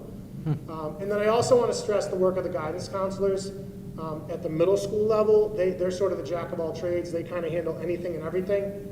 And they've presented to our kids as a whole grade, but also individually. I can't tell you how many families our guidance counselors have created individualized templates so that people are clear about what classes are happening when, how do I access extra help, how do I do attendance in the morning. So we've really stressed that personalization as well. And then lastly, last point, there's this really important work around equity. So we felt like that couldn't be lost, and I want to let Mrs. Spheric speak about this. She's done an amazing job at, I think, helping our faculty grow as educators and learn a lot about ourselves and how we can make our schools equitable, respectful, kind places. And I'll let her explain sort of her approach. I think it's been really great. Thank you. So kind of building off of our district's study group model, which has been such a powerful professional learning experience, I think, for so many of us over the years, we built kind of small learning groups within the faculty, and it includes everybody. All the administrators, teachers, teacher aides, our nurses are all part of these equity learning groups. And so these are groups that are going to meet regularly throughout the school year, and with just a very kind of basic structure of here are some norms for respectful discourse about difficult issues. Basically, the groups, we all have just sort of a list of resources, and each group has sort of set their own course for how they want to learn about issues of equity and social justice, and what medium of learning, just like for our students, we let them, sometimes it's best to let them choose their best media of learning, so that learning groups are doing that as well. So there are everything from books and book excerpts to articles to podcasts to videos to webinars. So there's a broad range of resources, and these learning groups will be just meeting regularly throughout the school year, and our staff have been incredibly positive about it so far. They're really passionate about striving for social justice and how it translates to their practice, and just being role models for our students. Thank you very much. We'll open up for questions for our middle school. Mary Beth, do you want to start this time? No questions, but I just want to thank you, Adam and Ellen, and your team and your staff for all the hard work that you are doing and continue to do, and just thank you. Arthur? The only question I have, Adam, is if you go to your point number 6, which is, so explain that to me more. What does this actually look like? So if you can envision 85 7th graders on a Zoom call with Mrs. Spheric and I, that's the basis of it. And what we do is we usually start off with something just sort of community building. We might do a quick poll, ask a question. It could be something as simple as how was your weekend? It might be what do you like to do outside? And the kids all put it in the chat. I read the daily announcements because they weren't in school to hear those. And then we talk. We go over things that are important right now. So it could be, a lot of it in the beginning was reinforcing, okay, so today you have A block, and that means look at your schedule. Okay, tell me what you have on A block. Okay, that's your HSS class for math. Like in the beginning, it was a lot of walking kids through what you do in your home. Now we've transitioned it more to, we still reinforce that, but now it's sort of looking at other issues. Right now we're talking a lot about, like for 8th graders, for example, we're talking about the importance of grades for first trimester and how those impact course placement at Danvers High School, or private school applications, or whatever you might be thinking for the next steps, and we talk about ways you can fix assignments or access extra help. So it's really, it's a big group, but we have a lot of fun. There's a little community there. I think the kids, we enjoy spending time with them, and I think they've gotten to know us in a very different way. And I think it's really been valuable time. It can be anywhere from 10 to 30 minutes, sometimes longer. If we have a special guest, then that meeting goes a little longer. And this happens during the time on their schedule when they would have exploratories, but because the exploratories teachers are teaching the kids that are in school, it's more of an independent block. So we feel like this is a great opportunity to develop some independence and do some relationship building and some of the other stuff that, you know, often is harder to get to. This really gives us a great chance to do. So that's, you do 3 of them a day? You do it with each grade every day? Correct. And 4 days a week. and then the kids, do they all show up? They do. A lot of them, we keep track. We print out the lists. And it's one of the things that we review. And if we see that somebody isn't attending, you know, that's part of our outreach. So, hey, you know, if we see that someone's struggling, that could be a conversation. It might be an email from somebody like me. Didn't see a grade level meeting, make sure you're there. It's all part of sort of the package of data that we're looking at around engagement, and seeing our kids sort of hitting all those steps in terms of engaging with their learning this year. So that's, you know, one piece. And we have really good participation. That's great. You know, that sounds really, really good. And I think it's really a way to keep them connected on the days that they're remote. I just think it's a great idea. So yeah, keep doing that. That's awesome. Thanks. All Eric? set. You're up. I like everything I hear. I think middle school is the most challenging to me because of the age of the kids. They've got, more freedom than they've had, and but more challenging in terms of where they are emotionally. So I think, as Arthur said, the idea of touching base with them the way you're doing is great. I can just keep doing what you're doing, it sounds like. And I sat in on the parent forum as well, and there was almost universally either positive comments or constructive comments. And so clearly, the parents seem to be experiencing a good experience. I'm assuming the students do for the most part. And it sounds like you've got your pulse on what's going on with students who might need some help. So just keep up the good work, and thank you. And we recognize too, though, I want to, make sure we recognize, we heard from our parents, we need to continue to strengthen the asynchronous learning and make sure that it's effective in the whole picture of the week. So that's work that, we did in our PD days, and we're going to continue to push our faculty on, and they're rising to the occasion. They're being very thoughtful about how do we bring it all together so that it's as effective as it can be, given, again, the parameters we're within. Great. Thank you, Adam. Jeff? Yeah, I like, two things. First of all, 1A is, it says a lot, strengthening of opportunities for live instruction. Having heard some of the comments, I know there is a lot behind that, and given the letters we've heard as well, the desire for more live instruction, more in-person learning, right? That is something that a lot of parents have told us that they want. So I do appreciate the focus on that. Second thing is I appreciate what looks like a number 3, the collaboration between teachers and students and the community member to come up with these particular solutions, right? Because our resources are stretched thin, and having more and more time for that in-person attention on students in particular who need it, I think is something that we're learning through, and it's a process, and we don't have it down yet. But it looks like we're getting here, and so thank you for the work you've done in these particular areas. That's all. Great. And real quick, they said everything. I love the meeting idea. I think that's great, because I assume organization and executive functioning is one of the hardest skills for middle schoolers. So keeping them organized and getting them on track is critical. And then, Mr. Federico, I just loved what you said about when you're starting to renormalize, you're not just bringing kids back to math and science, but you're bringing kids back to school with everything else that's involved with that, the social, emotional, the activities and clubs. So Thank you very much. Thank you. Thank you, Adam and Ellen. Okay, we're gonna conclude with our elementary level, and we have asked Julie Postanek and Violetta Powers to represent our elementary team. Good evening. Julie and I are here on behalf of the elementary team.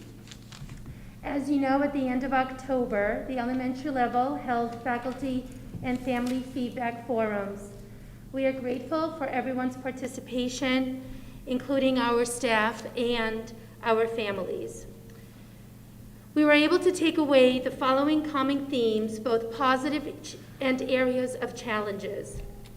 Our positives were the following from our faculty: small class size, common planning time, collaboration between teachers, student learning and stamina, and bringing back our students into the building the best that we can.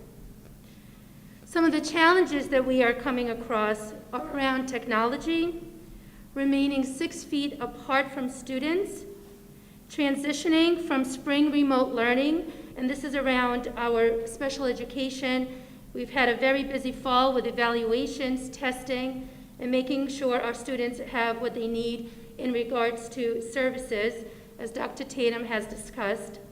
And the balance between students who are working in person and remotely, the balance between the hybrid and remote teaching for all of our teachers, but also for our learning center teachers, providing instruction remotely and hybrid simultaneously. We also received family feedback forums, and we received some positive takeaways from our family feedback. Students love their days in school, smaller class size, responsiveness of school staff, small group time on our Wednesday mornings, and our fully remote schedule being consistent. Challenges around our model right now: younger students need more in-person instruction, some concerns around transition from our hybrid to a fully remote model, need for more live instruction during remote days for our hybrid students. Science instruction on remote days has been a challenge, and around challenges around technology issues. Julie? Yep, so you can see from the table in front of you that based on the feedback from the family forums, there are 3 refinements to the elementary learning model proposed to begin on November 30th. The first is an increase in in-person instruction time for our younger learners. So the proposal tonight is that starting on November 30th, all hybrid kindergarten and all hybrid first grade students would be in person 4 days a week, Mondays, Tuesdays, Thursdays, and Fridays. And then in addition to that, all fully remote kindergarten and first grade students will have an additional hour of instruction time, again 4 days a week, the same days as the hybrid students. The second refinement that you can see on the table is an increase of live instruction during the remote days for the hybrid students. The timing looks a little different in grade 2 versus grade 3 and grade 4. But for grades 2, 3, and 4, beginning on November 30th, there would be an additional 30 minutes of live academic instruction time on the 2 days that the hybrid students are remote, either Monday, Tuesday, or Thursday, Friday. The third refinement is that beginning with our second science unit, we are going to shift the materials that we're using to teach science. We're going to shift to using at-home units rather than the at-home videos that we were using for Unit 1. These are lessons specifically designed for remote instruction, and they do not contain videos. We're also going to shift to make science instruction not fully asynchronous, so teachers will use some time when students are with them to focus on some science instruction. So those are the 3 refinements to the elementary learning model. Thank you. And just before we opened it up for the questions at the elementary, Mary, would you go to the last slide? As a district pulling it all together and speaking about the supports, with the recommendation to school committee this evening. So with what Julie just presented, in looking at this, this would be at keeping the distance at the 6 feet, being able to do that with only beginning with 2 grade levels. We would be staffing this model with 3 additional reading teachers, an art teacher, and a behavior, one of our behavior techs. They are all licensed elementary teachers, so that would be 1 additional first grade teacher at each elementary school. We would be transitioning the reading services to our school-wide Title I tutors, and they are, again, would also be licensed elementary teachers. We did put a posting, Keith, on School Spring today, so again, shifting the resources available. And we would be looking at using larger spaces, so some classrooms may need to be relocated. Our learning commons, the cafeterias, we've been really using space in a different way for the first 2 months of school, and now looking at that to accommodate kindergarten and first grade students being in our schools for the 4 days. And then adjusting the grade 1 classroom, class rosters. So again, if we're adding a classroom at each of the schools in first grade, we will have to do that.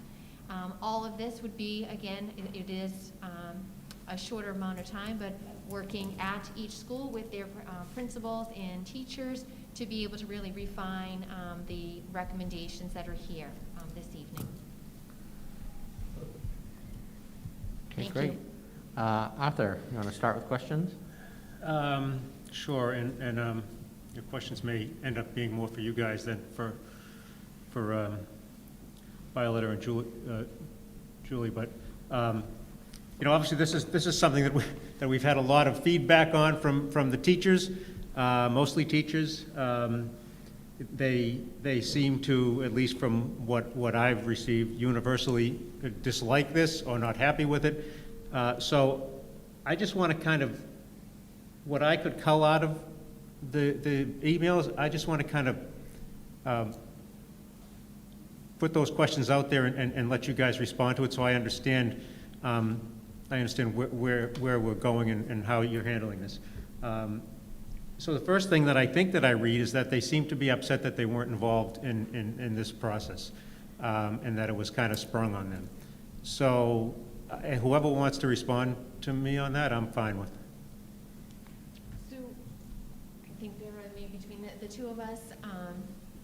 In looking at the process, we put it out there as that we were looking at the feedback and putting that together. It was a quick turnaround time, so we did finish up the forums, and on a Friday worked with our administrative team at the elementary level, and then came back last Tuesday, and the plan was then begin the communication. In some ways, I relate this to budget, the way that we would work on budget, that we had a reopening committee during the summertime, different ideas we needed to move forward, and at times, decision-making needs to come to the administration, to the central office, to make those final decisions. So we realize that. If we look back, the one thing that we would look at differently would be in this shorter amount of time to meet with some of the teachers, as Keith and I were talking about this afternoon after meeting at our weekly meeting with our DTA leadership, is that we have a different model for teacher leadership at the middle school and high school level. So with that, middle school and high school are able to continually receive feedback and discussions, but we don't have that same teacher leader model. So are there things that we learned through this process? Yes.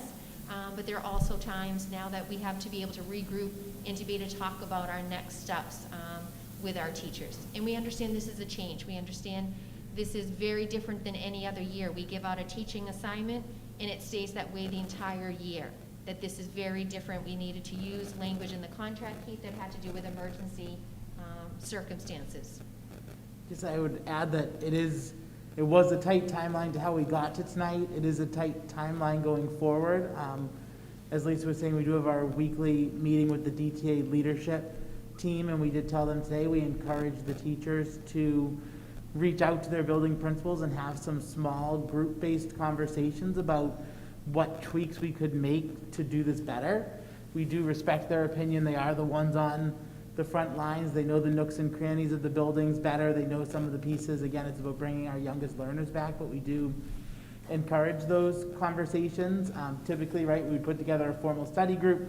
Julie does a great job running those. It would take us months to do it.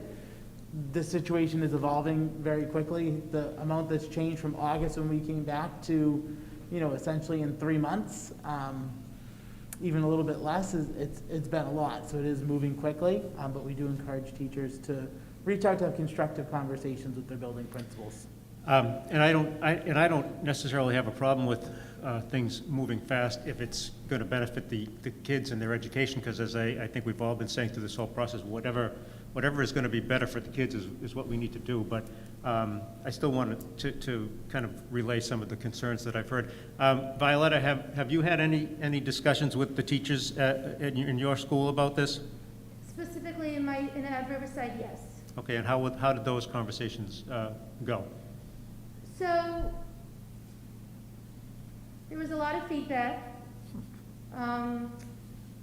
There's no doubt all of us want our children to come back to school. There is no doubt about that. And I think the plan that you have in front of you allows for our younger learners to return.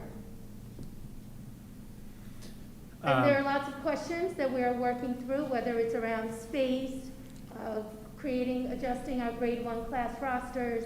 So we definitely have work ahead of us, but there is no doubt that our teachers want our younger learners to return in a safe way, in a safe manner. Okay. And obviously, I think people probably know that I want them to be back in school as much as possible, too. One of the other things that I seem to have culled out of these emails is that there seems to be a concern about reading in second grade. Can somebody talk to me about that? Whoever's the right person to talk to me. Is it Mary or Julie? Sure. So as you can see from the bullets up on the screen, we began the year with 6 reading teachers. We started, I should back up. Over the summertime, or last year, we had 6 reading teachers at the elementary level. We began in September with 3 of those reading teachers being put into classrooms. So we began in September with 3 reading teachers who no longer worked in their buildings, but were going to work across the 5 elementary schools. We are now going to be moving those 3 reading teachers to be first grade classroom teachers. That does have implications for reading across the 5 elementary schools. We do have Title I services at 4 out of our 5 elementary schools. So as soon as our reading data is coming in on November 16th, the teachers are working diligently to complete those running records. We will need to look across the 5 elementary schools and have some difficult conversations about how are we going to support our neediest readers, who's going to do that, who's the best person to do that, and we will need to look very closely at Smith, which does not have Title I reading tutors, so we will be looking at additional staff, not additional staff, I should say, as Keith would say, the staff that we have currently and how we're going to utilize that to try to make up as much ground as possible to support those students. Okay, so I would just go ahead. add to that is that we are also looking at increasing the number of Title I hours that we have, and that we do have some budget funds that we've set aside to either hire additional Title I tutors, or even at the Smith School to do a similar model, not utilizing federal funds, which is what the Title I program is. We also mentioned again, that DTA Leadership Weekly meeting today, about the possibility of, if our existing teachers had an interest, could we look at utilizing them also in like a tutor format, whether that be after the school day or during some of their prep time, at a similar rate as the Title I tutor rate. But again, looking at really who are those people that are the best to be delivering those instructions, and how can we look at it creative. So in a typical year, we would say, well, no way you can be tutoring during your prep time. And this year it's, okay, so if it's the best for the student and you're willing to do it, then we'll have you tutor then, with you making an acknowledgement that then you need to do some of that prep work at night. So really it's just trading out those time periods, but really looking at knowing that we're reducing the reading support by having these teachers come out, how do we increase services on the other side to make sure that we're servicing those students the best that we can? Okay, so, and again, I'll probably speak a little bit later about the fact that overall, based upon the guidance that came out on Friday, you know, I think we should be looking towards getting more kids back in the schools as soon as reasonably possible. But again, I want to make sure that each step is carried out in as fair and reasonable way as possible. So let me ask this: Do we think that the second grade readers in particular, or any of the other elementary readers, do we think that any of them are going to? Do you think that is going to suffer by doing this on November 30th, as opposed to if we did it on, let's say, January 4th? In other words, do we need more time to get that part of it ironed out, or is it not really going to make any difference? Sure, I think it's depending on our resources. Like Julie said, is taking our existing staff that we do have and then looking at the data that comes in next week and thinking about how do we allocate the existing resources. We have posted those Title I positions and we're hopeful that people will apply, although it's been very difficult to get staffing like substitute and teacher aides. We're hoping maybe for a Title I position that people may be more interested in something like that.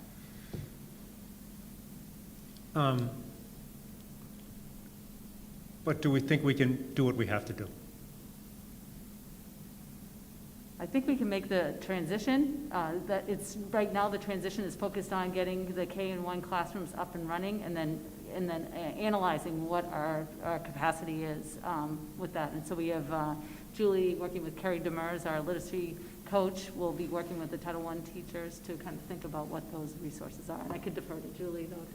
No, I mean, I think the next week is critical, looking at the data that comes in and looking at who we have, what hours we have, and how we deploy. Okay, so does that mean that we should have a meeting after next week and decide whether this makes sense, or do we have all the information that we need right now? I would say that we have the information, we know what we need to work on, the pieces, and so I would still support the recommendation of coming together this evening for a vote, and it's the pieces where pulling those pieces together over the next 2 weeks to implement this. I guess I don't think we have a problem pulling together the K-1 classrooms. The question is how fast can we ramp up the Title I Which is what I'm asking. reading? Yeah, So right, that's the question of Right. how does the hiring go? What is people's willingness to work outside of that? And those steps really start to take place once I think we make the decision. Is how we've historically done that. Okay, so I think I've heard something about what's going to happen with the. Are a lot of kids going to have teacher changes now, or what's going to happen with the first graders? So with the addition of 1 first grade at each school, we're taking 2 classes and turning them into 3 classes to lower the number of students. So yes, some first graders will be reassigned. Okay, and do you guys feel that that's something that you're concerned about, or do you think that will flow okay? Well, I think it's going to be absolutely crucial for the first grade team to come together, collaborate, work together to start thinking about how to create those class rosters. I mean, on this point, I tend to think that adults worry more about kids adjusting to new teachers than kids do. I think kids are pretty resilient as far as when they have changes. But still, it's something that was pointed out. And then I guess the other thing that I read in there is the equity of this, you know, the K-1s versus the 2, 3, 4, 5s. Is there any possibility of any type of problematic feedback from the community because we have some of the kids going full? Because I think all of the parents in the elementaries would want that are in hybrid would want their kids going 4 days a week. So is there any concern about that? There is, I mean, every decision that we've made throughout this pandemic is it fits for some of our families and our staff, and for others, that change then adds more to the stressors of here's another change that we need. So we have the plans in looking at making sure that we do have space for students that may want to switch between the K and 1, and the piece with looking at why it's K1 versus all of the elementary is being able to start in this with our younger learners to make sure we can do this well with the resources and the plan that we have, and refining it over the next couple of weeks to make sure it is well implemented on November 30th, and then be able to move to 2 to 5. And I think, Mr. Scammers, you said earlier in the meeting also about the Commissioner of Education and our governor speaking on Friday, and so there are pieces that are really looking at having more in-person learning. So this is really the beginning, I believe, for our district. And I see that, and this may be a first step. I mean, I think they were very clear about the fact that we need to have more in-person learning, and that's what the evidence is showing, but we can talk about that more later.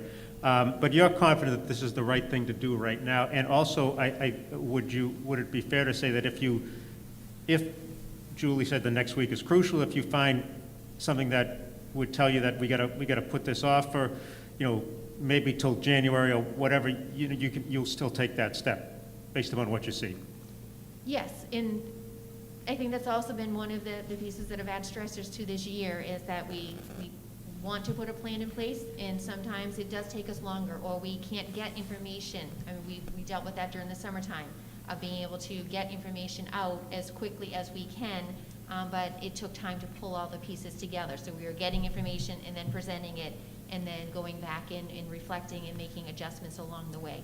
So yes, and we appreciate that of this school committee, of the time and the number of meetings that have happened this year. So you have been very accommodating of, if we come to you and say with the 48 hours of open meeting law that we need to add another meeting, you have been able to do that. So if there was a change, we would be able to bring our school committee back together if needed. Okay, and again, I'm in favor of obviously trying to get the kids back as much as possible. I would hope that we can get elementary kids, all 6 grades, back on a 4-day schedule in the new year, again, based upon what all the evidence is currently showing. But we just need to take every step the correct way. And I understand that nothing is going to be perfect for everybody.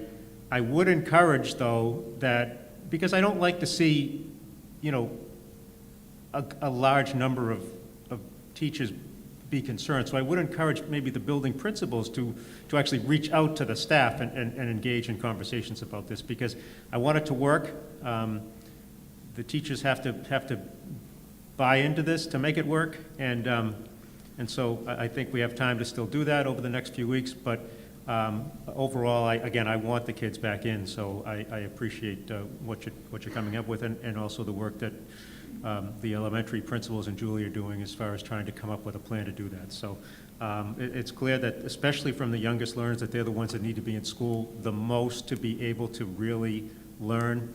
They're the hardest ones to deal with on a remote basis. We've said that over and over again. So I do favor moving towards more in person.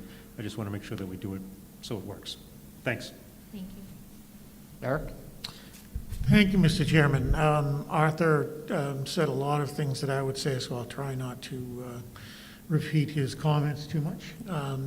I did want to start, first of all, by sort of a general thank you to the teachers who emailed all of us, and to also the parents who've been emailing us who were concerned about going to full remote at some point and really wanted us to make sure we stayed hybrid. And, not everybody has agreed with every decision that any of us have. You're good. Am I good? Yep. Any of us have made, and, I think it's, but people have been generally dignified about it. They've been decent. The dialogue that we've had, the emails that we received have been by and large very respectful. And I recognize that, we've each of us, I think, have probably heard from someone who didn't like what we do. We've heard some from people who loved what we did.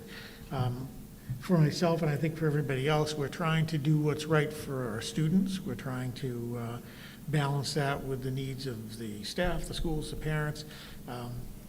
And so, personally, I like being in a position where we can try and influence what I hope will be a good outcome. It's why most of us ran to make a contribution. So I think, in fact, why all of us ran to make a contribution. So I thank people for their input, and I understand that some of you don't always like what we do, and some of you love what we do. And I'm afraid that's probably a sign that we're doing our best and we're doing some things right. In terms of the actual K-1 issue, as I say, Arthur hit on a few points. We do know in general a couple of things. And I always think it's great to start with what are the knowns. What we know is that kids do learn better if they're in class. No question, face-to-face learning at all grades is a better way to go. Certainly the younger grades, and this is what we've heard from parents too, that trying to teach kindergarten and first grade remotely, it's got to be like herding cats. It just cannot be easy for the parents, for the teachers, for anybody. So to the extent that we can get students more in the classroom, I think that's great. The other thing we have to acknowledge is that the DESE and the governor are moving that way. And they have given a lot of flexibility to school districts and parents so far. So now we've come back to school, and in their view, and in reality, this has not been what some people feared, that we could have major pandemic breakouts in the schools. We've seen the numbers go up in the state, but not necessarily the schools. And so I suspect that flexibility that DESE and the governor have provided to communities is going to get pulled back further and further, and they're going to start mandating more and more. So the decision is going to be, at some point, somewhat taken out of our hands. So the more that we can be ready for that and be proactive about it, I think the more sense it makes. With that, let me just talk about in the way that Arthur did. So in terms of the proposed plan, the negatives that I've heard are primarily reallocation of staff, for the reading teachers in particular, and the effect that might have on the program. Reassigning students who are already getting used to their first grade teacher or kindergarten teacher, and now they'll move, potentially first graders anyway, some will move to different teachers. There is some concern about the impact on special education services that were raised. So a couple of teachers, and this would be my first question, a couple of teachers have raised the possibility of going to an AM/PM schedule. And at first blush, and again, it's only at first blush, you know what you're dealing with better than I, but it sounds like that would answer a lot of the questions, especially around having to add teachers and reallocate students. So, and if you didn't have to add teachers, then you don't have to change the reading program, et cetera, et cetera. So why is the AM/PM schedule not the best choice compared to what we've laid out there so far? Thank you. I'd ask Keith to take that one with the work that he does. So based on the guidance from the governor and the commissioner to date, around really making sure that we make the first priority the health and safety and mitigating that risk to all of our family, students, and teachers, the deep cleaning is an element between cohorts that they emphasize. So in a half-day model where, let's say, there's a half an hour between cohorts, you have logistical problems with transportation as well as logistical problems with how do you clean an entire school building in a 30-minute increment to the extent that we're doing it on Tuesday nights and Wednesday nights. So right now we're having back-to-back nights where they're spending to have that building fully cleaned, from tabletops to legs of chairs to light switches to bathrooms to all of the different surfaces. So it's just that feat of trying to do that within a half an hour did not prove to be logistically feasible. Okay. Granted that, I think there are some districts who have gone to that model. I could be wrong. There are a few districts that we've heard of that are doing an AM/PM model. Yeah. So in this case, how the deep cleaning will simply take place after all the classes, and you won't have to worry about that in-between time, so to speak. Right, so right now, our deep cleaning happens after that cohort leaves on Tuesday. Our cleaning contract is primarily a night shift function, so they come in from 3 to 11 Tuesday night, and then 3 to 11 on Wednesday night, and then Friday night, and then Saturday morning, they come back, and we've increased those number of hours of cleaning to have those buildings clean. Now- Again, that's based on the latest guidance. The guidance could come out tomorrow that says, with Sure, everything we yeah. know now, the deep cleaning's not as important, and change that. Now, devil's advocate, with the deep cleaning, let's assume you go AM, PM, are you really talking about having to deep clean the whole school between the cohorts, or simply the first grade classrooms, which in this case would be 2 classrooms per school? So I guess then that would be, we would need more clarity on if it was AM, PM just for K and 1. That's what I'm thinking initially. is Okay, what I we're thought you were talking- thinking Yeah, no, no, K to no. 5 AM, PM? No, I apologize. I'm thinking just for starting with K1, how would that go? So we could go, I would have to go back and look at that and talk with our, David Lane, the DPW director, and Lee Faulkner, who's the building supervisor, and Rich Souza about what the feasibility of that is. We do have a porter in the building now, so I would say it would definitely be the classrooms, but then you'd also get into common spaces such as your bathrooms, and other areas that we would want to look at that are already cleaned multiple times throughout the day.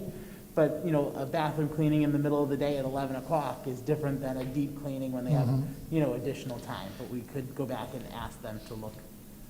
It seems like it would solve a lot of the issues that we're talking about here in the logistics of this, and having to add staff, move staff, reassign reading teachers to teach first grade. It just, on its face. Now, it may not work for the reasons you're saying. I'm Maybe just it saying. comes with different challenges when it comes to lunch, when you look at transportation right now. Yep, we're paying I get for 2 that. runs a day. Yep. Now there's gonna be an increased cost of running a Yep. third run, and how many buses do you need for that third run? And, I guess I would also say that it would help with the staffing pieces. It would not result in as many in-person class hours for students as the full-day model. Yep, I know, I understand that, just, feasibility, I'm just saying, put it on the table to think about. Reading assistant, impact on spirit. Bear with me one sec, Mr. Chairman.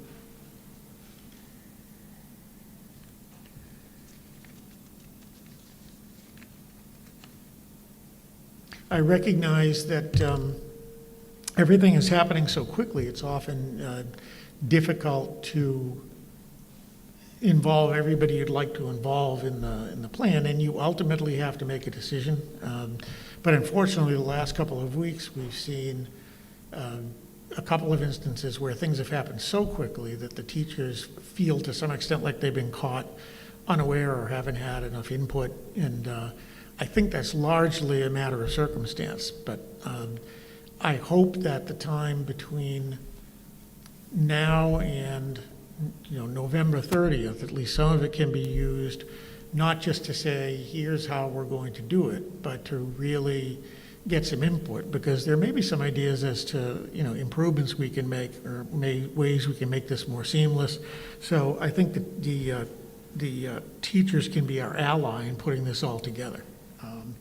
And that is why, actually, I tend to agree with Arthur that, I don't have an objection to, say, approve this tonight in concept, and then come back in a couple of weeks, see where we're at in terms of the Title I, see if you've had a chance to talk, have those conversations with the teachers, if we have any new ideas, any tweaks, and then, approve this in a couple of weeks. If the board's willing, I certainly wouldn't have a problem with that.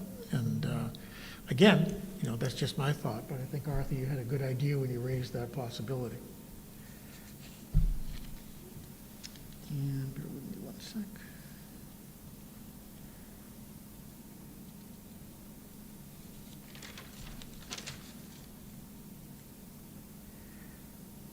Arthur covered anything else I had on my plate.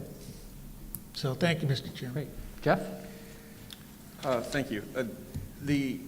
What makes this interesting, this issue interesting, is the letters that we have received from teachers I know a lot of them, right? And they, the ones that I do know are exceptional.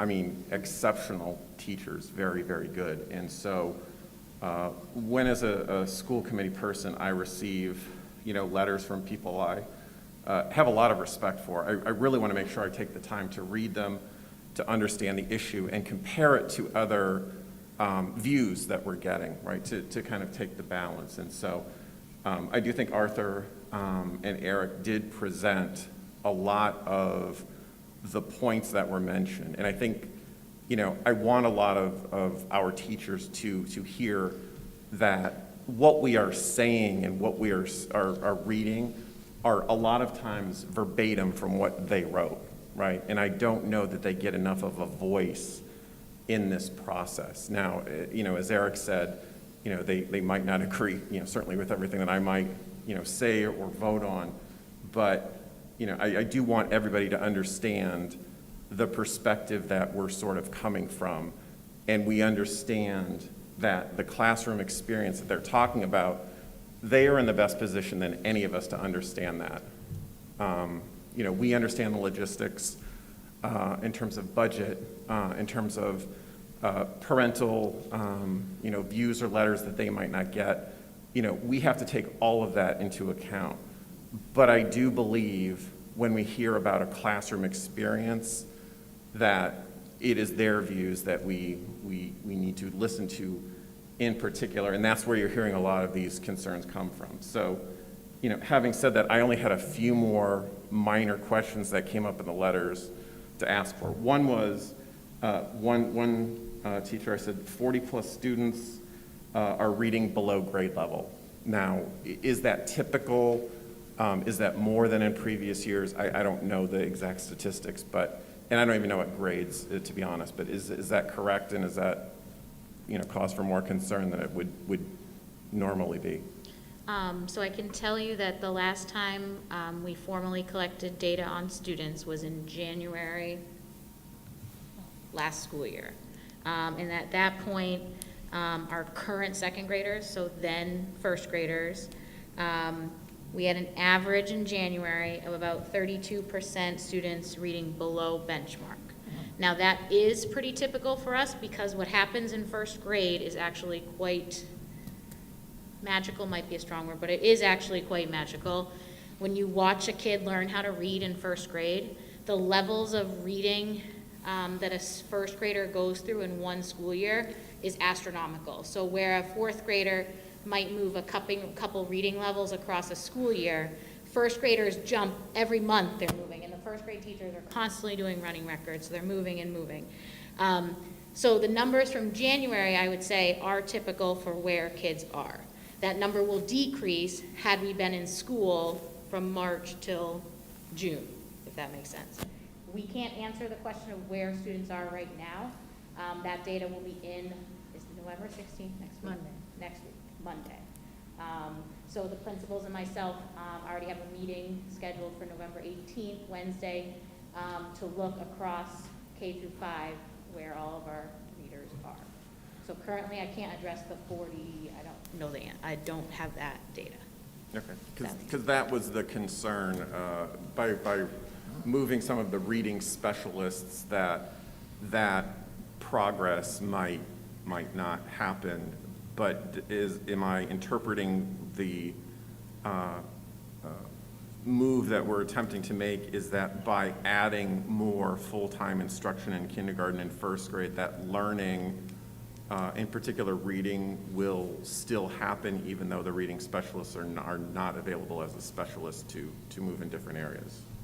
Yes, and I would also, and then bring it back to Julie, add the piece that what we saw from middle school and high school with the multi-tiered system of support, that's also a culture that we continue to work on, that they're all our children. So we're all responsible for them. So we understand a change is difficult, so the change for reading, to take a look at it in a different way, it is a major component. It's part of an entire system of support for our students. So we have many adults that will be continuing to support students, and when we've looked at the data, then we look at those tiers of supports for our students. So that will continue to be part of our process. I feel like you had a question, Eric.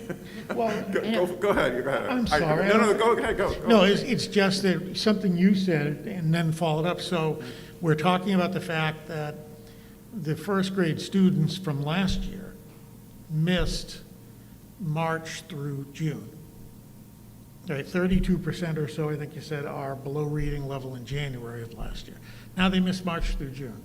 Now they're second graders. So while the increase in classroom time for kindergarten and first grade might help the first graders, I think people's concern in some of the letters we received, the concern is, what about the second graders who already were, sort of, they lose that half of last year. Maybe they're starting from a point where they're below reading level, and now we're going to change the structured reading support program that we have about halfway through this year.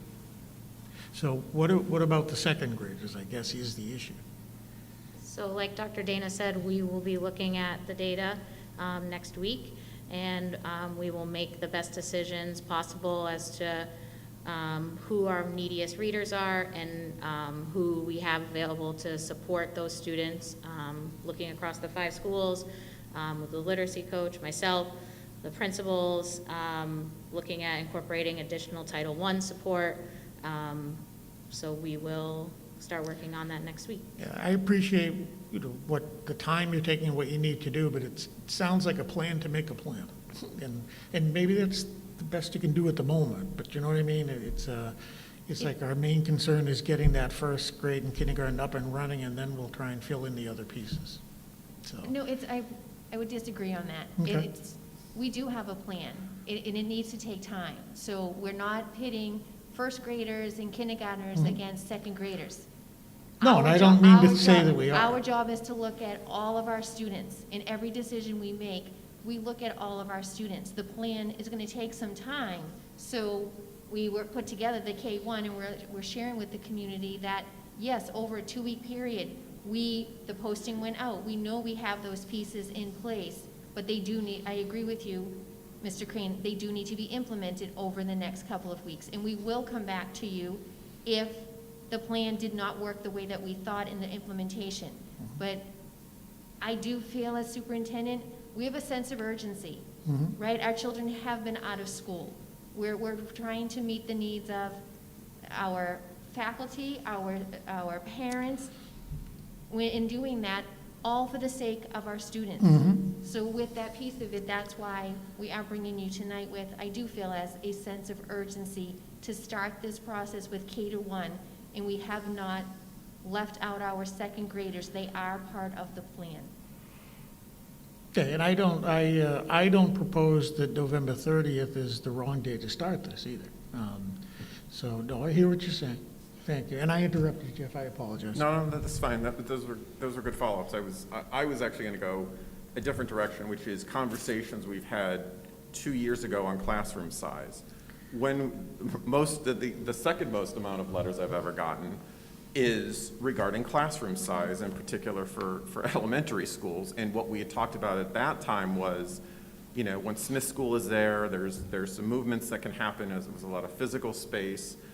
But, the most critical, important learning that we have, in particular for elementary, is getting students to read. Kindergarten, first grade, second grade, third grade, whatever it is, getting students to read. And that's why the addition of reading specialists, when we had difficult, I'm not going to call it crowded, but certainly a lot of students in a classroom at a time, was very, very important to be able to do.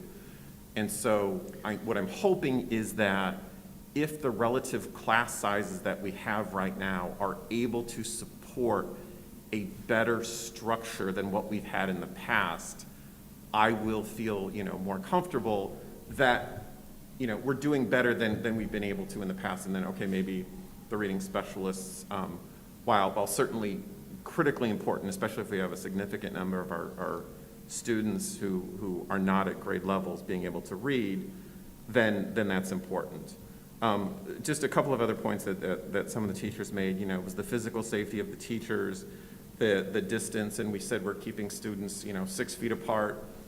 We have been on several PowerPoints. It's very difficult to keep students' masks on. So I am glad we have air purifiers in all the rooms. I'm glad we have the advanced filtration systems. I'm glad we have that because, you know, the teachers are right. They are putting a lot, you know, of stock and sort of faith in us to make the right decision for the overall education of the students. And so, you know, I would encourage us, if they have additional ways that this could be improved, that we certainly take those into account and listen. So, you know, I am inclined to support this right now, but if there are additional, you know, changes that would help or would be made, that we would strongly consider them as we go through, so. And we like encourage teachers to please reach out today. I heard from, and I'm just a teacher at Riverside, and it was, well, we have all of these sinks in our classrooms, but we don't have soap. And I'm like, okay, well, that's an easy one, because, right, we always have the wall-mounted soap dispensers, and families have been bringing in soap for years, and the processes take care of itself. And I'm like, well, no, we don't need to do that, right? We have an Amazon business account. I literally went online right then, and we'll have 10 cases of soap delivered to the Riverside School tomorrow, right? So keep communicating what those problems are, what the challenges are. In another year, you might have gone through 1 bottle of soap a month, and it was never a problem. This year, you might be going through a bottle of soap every week. So reach out and let us know. Can we get the automatic dispensers? Maybe, maybe not. Sometimes that stuff is so on back order right now with everything going on, but we can go on Amazon, we can go to Office Depot, we can get you soap, right? That's not a problem. But so to keep communicating, because if we don't know it's a problem, then we can't help. So just, we encourage teachers to keep, again, they're the ones in the front lines, they're the experts, they know what they're doing, to please keep reaching out to us. I would, if I could, add another piece of the decision-making. So understanding how people are feeling. Change is difficult, especially if you have been a teacher in a certain area and a reading teacher. And we looked at this in making a decision of who were the most qualified. So we were looking at the staff that we have, the most qualified, and those are the decisions that we made. One of the things that's been unfortunate over this time with the pandemic is being compared to the other districts. So in this case, I'll share a comparison, is that our work, we've heard that other districts have taken other teachers who may be, for example, a different type of specialist who hasn't been a classroom teacher. The Department of Ed said that we could get waivers for this year. We didn't use those pieces to take the easier route and put a teacher for the sake of just opening up another classroom. It was a very thoughtful process, yes, in a very condensed amount of time, but a very thoughtful process of who in our teaching staff would be the most qualified to do that. We understand it's difficult for the change, so we are committed over the next 2 weeks to continue working and helping every adult that needs the help throughout this process to be able to start the process of having our younger learners back in school. Great, thank you. Mary Beth. I support the plan to get the K and 1 students back into the schools. And I do just want to be mindful of our school improvement goal for elementary is goal number 2, which is the reading. So as long as we're looking at other options, bringing in more Title I, resources, additional supports for those that will need it once we see the numbers, because I feel that that's going to be important because of our school improvement goals. So I want to be mindful of that. And again, starting with the youngest learners, I would definitely like to see, hopefully in the new, January in the new year, working towards the grades 2 to 5. I would like to see that there be some kind of plan worked out, and again, maybe in that process, including more feedback from those teachers to see the best way that we can do that. So that is all I have. Thank you. Sure. Well, my colleagues have asked a lot of questions and made a lot of statements that I was going to ask or state. Yeah, this I say this every meeting, we are in far from ideal circumstances, and far, far, far from ideal circumstances. It's a no-win situation. As Eric said, we're trying to do the best for everyone involved, and I know our teachers are, and our administrators are. Our teachers are probably, well, not probably, I know they're working harder this year than they've ever worked. It's incredibly difficult, it's incredibly stressful, the anxiety is real. I get that completely. I think, Dr. Dana made a couple of really good points, just now, that, the rationale behind the decision and behind the plan. Unfortunately, I think it was, we've been a victim of circumstance and timing, like Eric said, that, the communication with the teachers and those directly affected wasn't there, and it wasn't intentional. It was timing. But I'm happy to hear kind of the thoughts behind it. I just have a few questions. I don't know how I missed this in the number of emails we got, but the whole AM PM thing that you mentioned, I missed that email. That, I think, again, is worth looking into. I don't think the cleaning thing is an issue at all there, personally, because it's the same number of kids coming in. They're just not all there, and it's one more classroom in each school. I get that. I don't see that. I see transportation being an issue, and students' family schedules, having a PM kindergarten and things like that might be a problem. But I think it's worth looking into as an option if we need it. I'm also wondering, how realistic is it for us to hire a Title I tutor in time? From my understanding, hiring right now is a nightmare. It has been difficult, but we continue, and our administrators have been continuously looking for the best candidates. Our Title I hires have come through working with Maria DiChiara in our office, and also working with Julie, and they have been able to find people and found a very qualified candidate just in the last week. So we have to give it that opportunity. We have to, It takes again, there's a time. lot of what ifs, what if we can't do this, what if we can't do that, but we have seen that we have had success in the challenging environment that we have with hiring now, and we believe that we can do the same. And as Keith spoke about, there are other opportunities too to be able to take a look at, again, our qualified staff, our faculty that we have, and that can be from our teacher aides to also our teachers, that we have many teacher aides who are also qualified, as we looked at instead of behavior tech, who is qualified as a teacher. We need you this year to be in a classroom with first graders. And so we will continue to do that with our hiring and looking in different ways. So we'll be creative in that way also, and not only do the standard hiring that we have done in the past. Right. Yeah, and I think that's a really good point, that, change is hard. If someone's been a reading specialist for, years and years, to suddenly say, we need you to step up and we need you to be a classroom teacher, managing a classroom is very different than being a reading teacher. But, hopefully, staff understands that this is a unique time. Again, we've never had to go to school in a pandemic before. So, people are being asked to step up and do things that they never would be normally asked to do in a normal year. So I hope they understand that. Let's see. Again, most of these have been answered. I guess the only thing I would recommend, it's kind of been a suggestion, but I would make it more a recommendation, that there be a committee at each elementary school set up if this vote goes through and the plan is to move forward with it. So we have a legit committee with teachers, principal, parents, to get them in and help us figure out what's the best possible solution. I think everyone said, the teachers know, their schools, their classrooms best. So maybe you're planning to hold one of these classes in a cafeteria at one of the schools.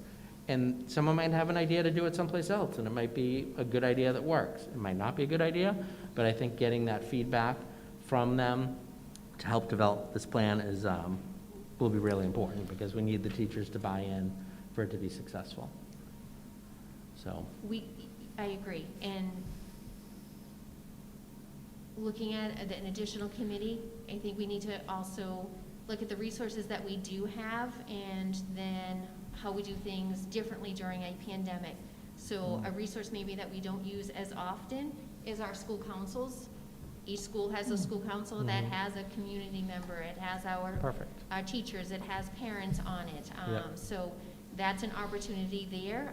And again, just as you've been coming together as quickly as we needed you to, that maybe is a possibility the elementary principals can bring together their school councils and to do that. And then as we spoke with, again, we spoke about our work with our DTA leadership, and a conversation this afternoon is that looking at the ability of just the meetings within their schools. So principals being able to pull teachers together and have these conversations over this next week to pull it together. So I think we have to bring the informal with what resources do we have, where, as you spoke about the timing of it, and for me, the urgency of continuing to move forward with this. And again, we spoke about it this afternoon. Sometimes getting a committee together takes longer than the time that, and definitely is longer than the time we have. So we're committed to that collaboration. We're committed to continuing working and working with every adult that needs the help to move forward, and to work with the different stresses that go along with trying to make changes mid-shift in a year here. We are very used to in education, we set 5-year plans, we set 1-year plans, we give you an assignment for the entire year. We understand that it's difficult to do, and it just adds another piece, but we are here to support all of our teachers in the changes that need to be made in the, as you said, the difficult work that they are doing this year. yeah, we're all here to support the teachers, although I know they don't always feel that way.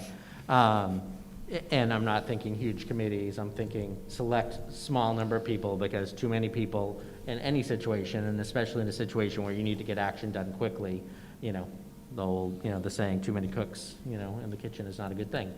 But we have been getting letters from parents saying, I want to help, I want to do something. This might be an opportunity for them to help and do something. And we got the same thing, loud and clear, I think, from the teachers saying, we want our voice to be heard.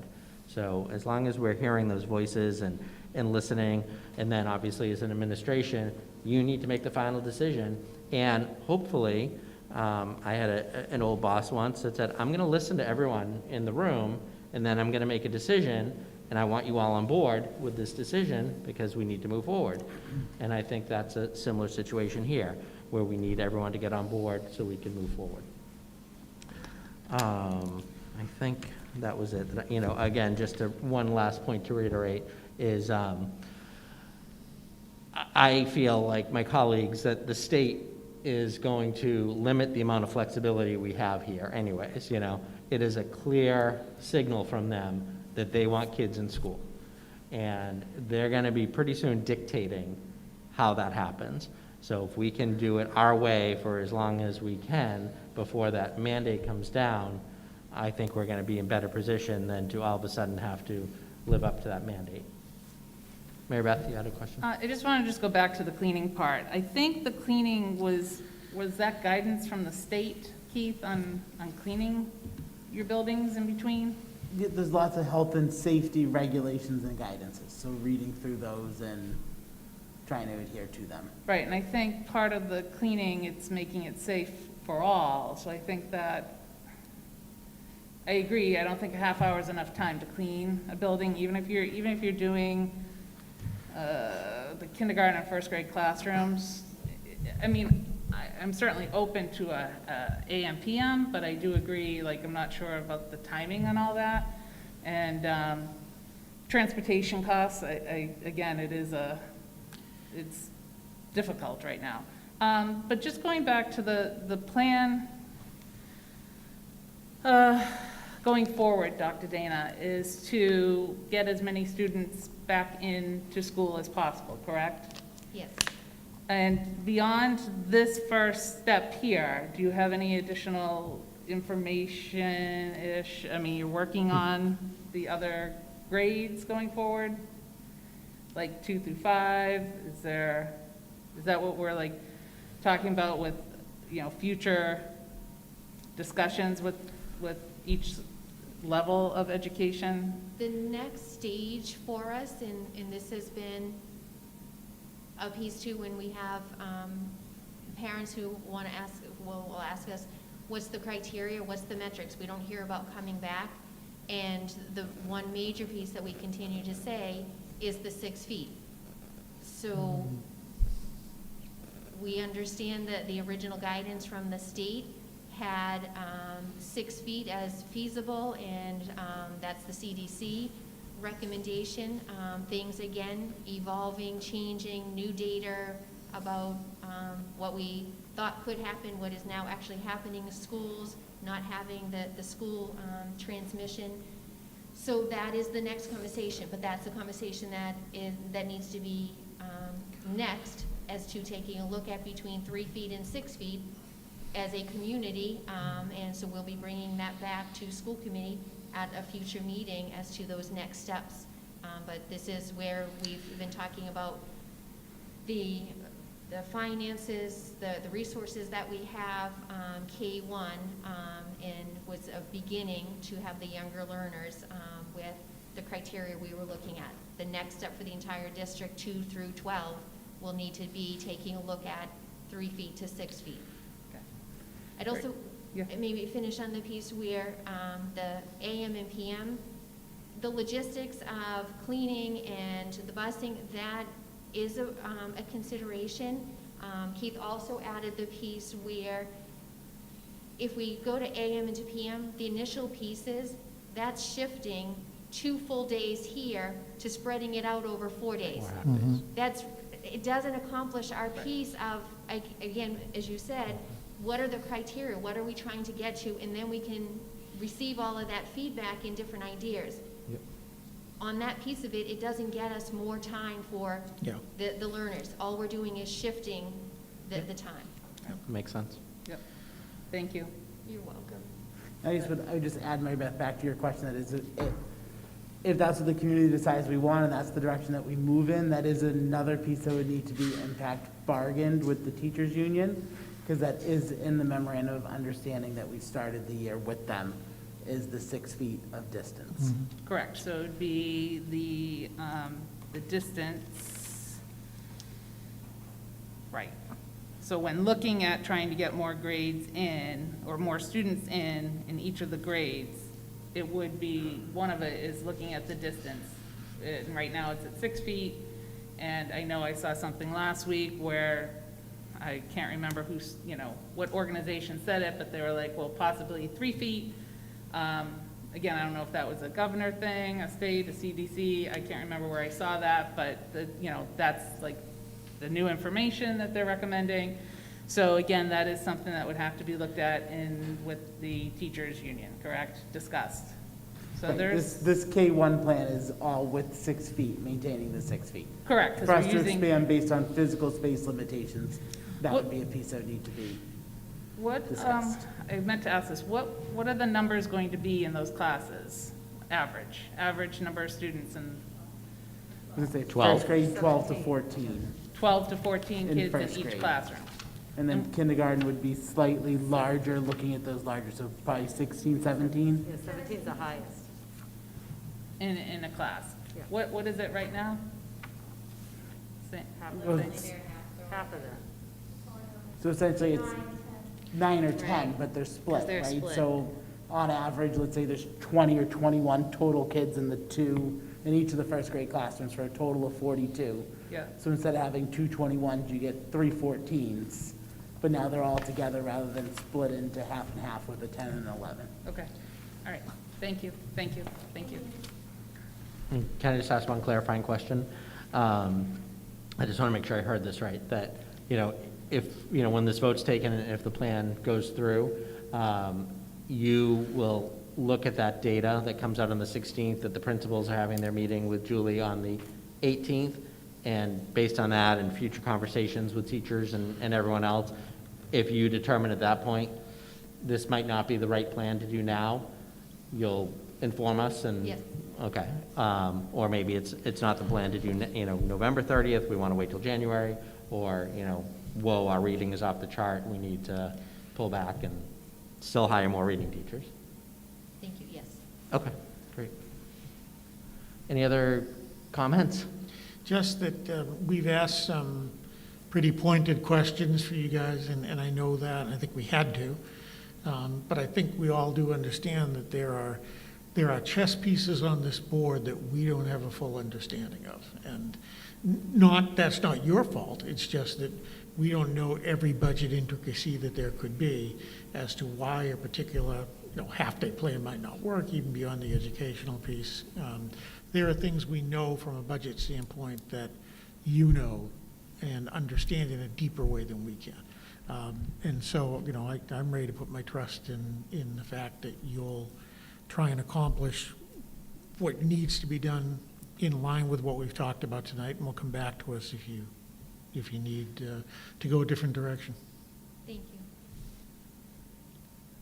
Okay, so with no further discussion, I'd be looking for a motion on this.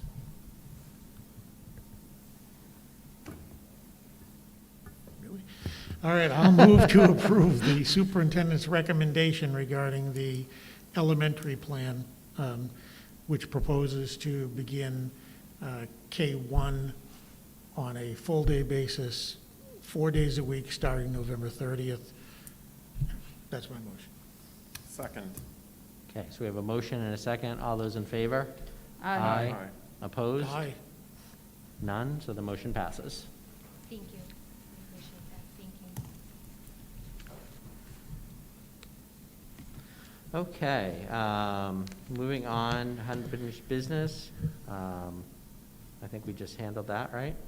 A? Yes.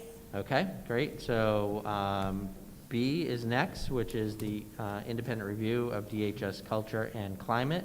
And I will give an update on that.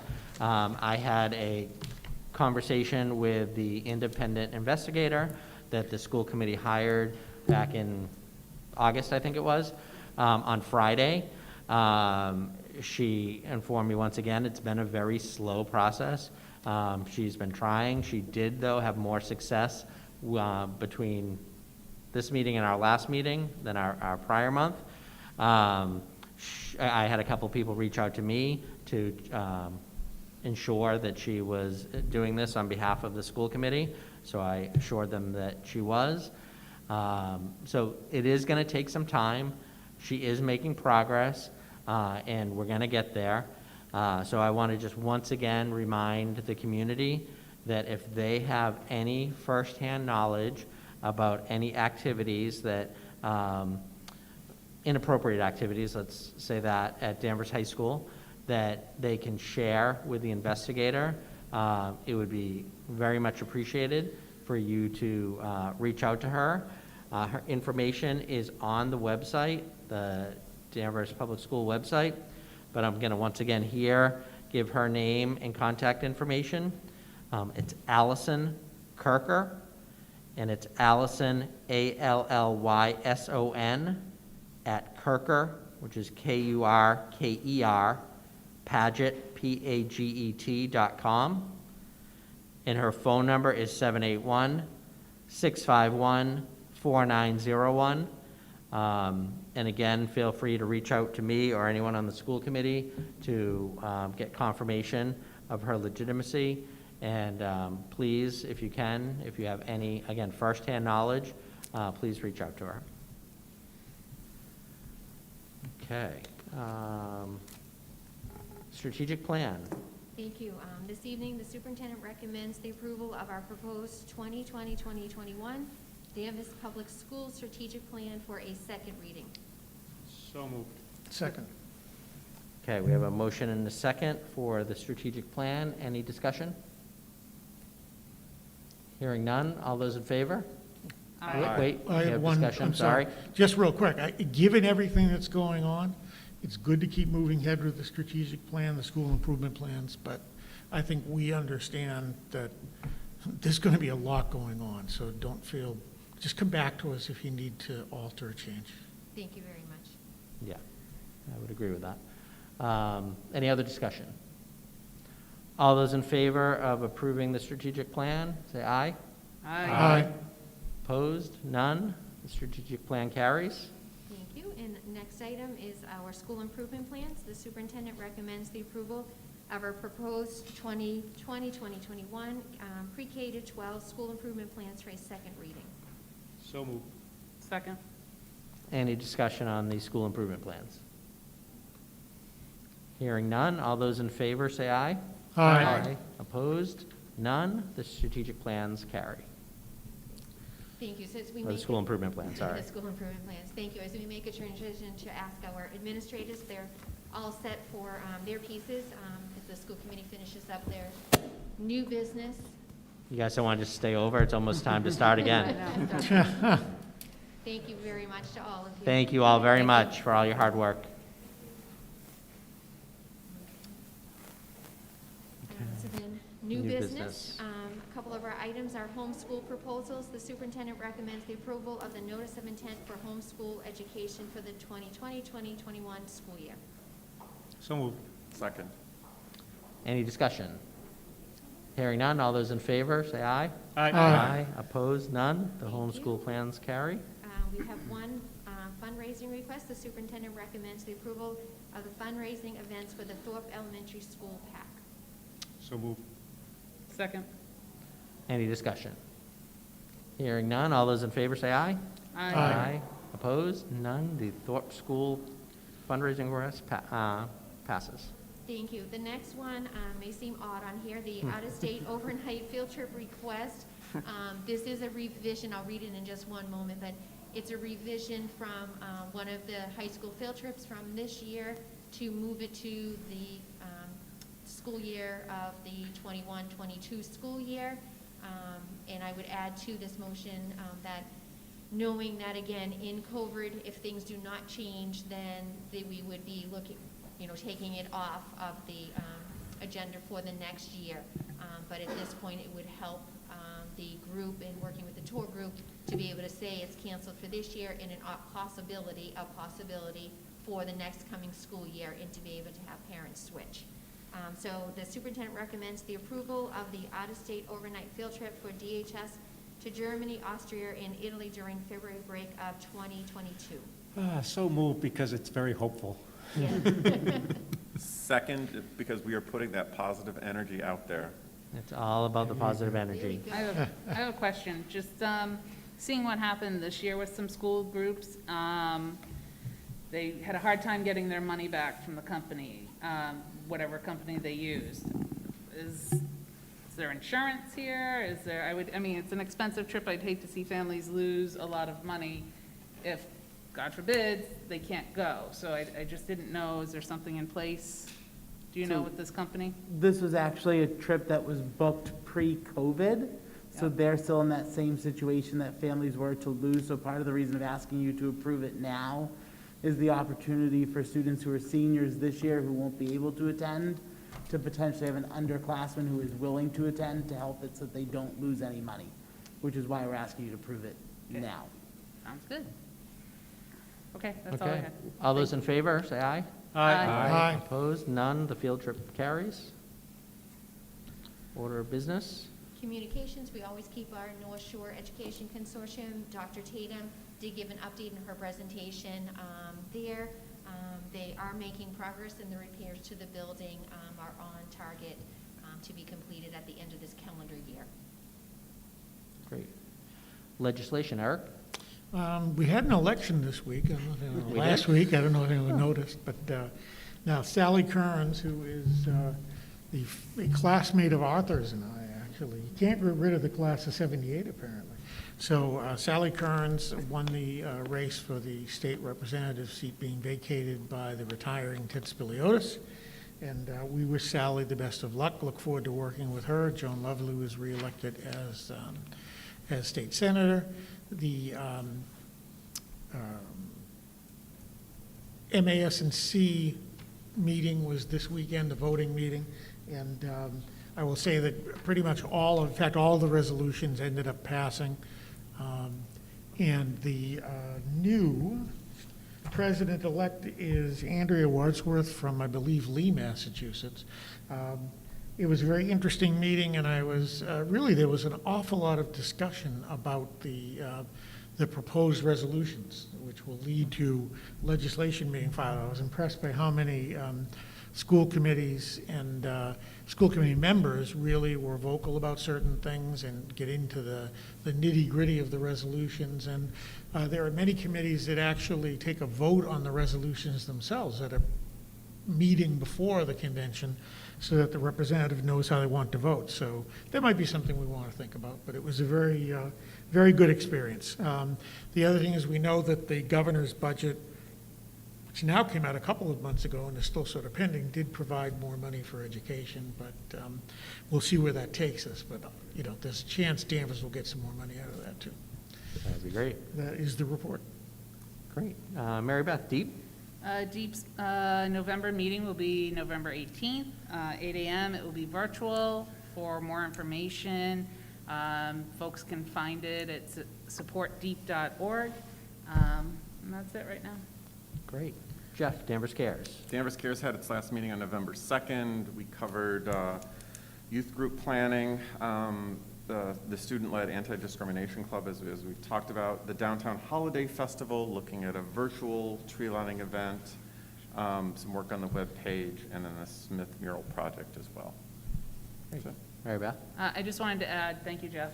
Deep is working with Danvers Cares on doing a virtual tree lighting event for Danvers. So more information will be coming shortly.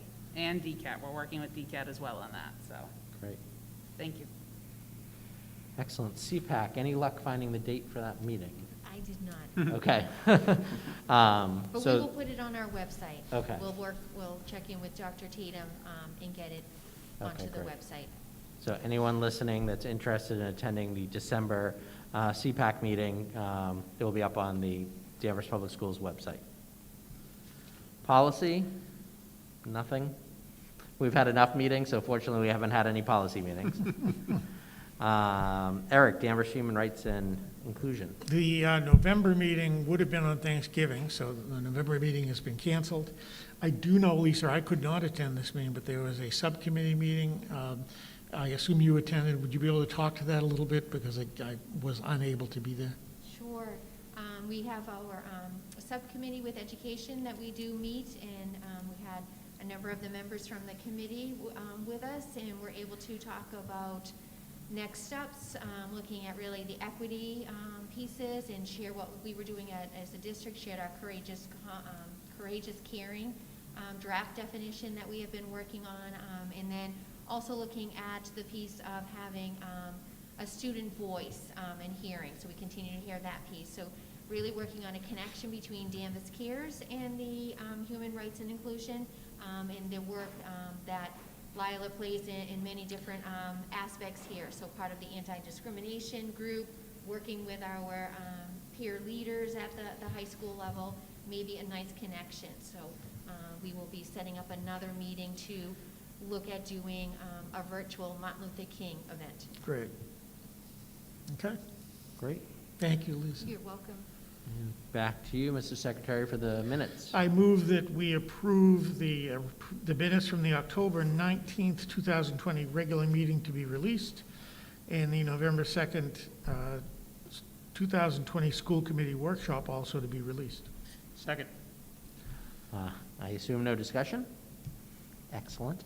All those in favor say aye. Aye. Opposed? None. The minutes carry. Budget and donations. Before you have the September and the October budget reports, you'll see that we do anticipate that we'll be on budget at the end of October, Excellent.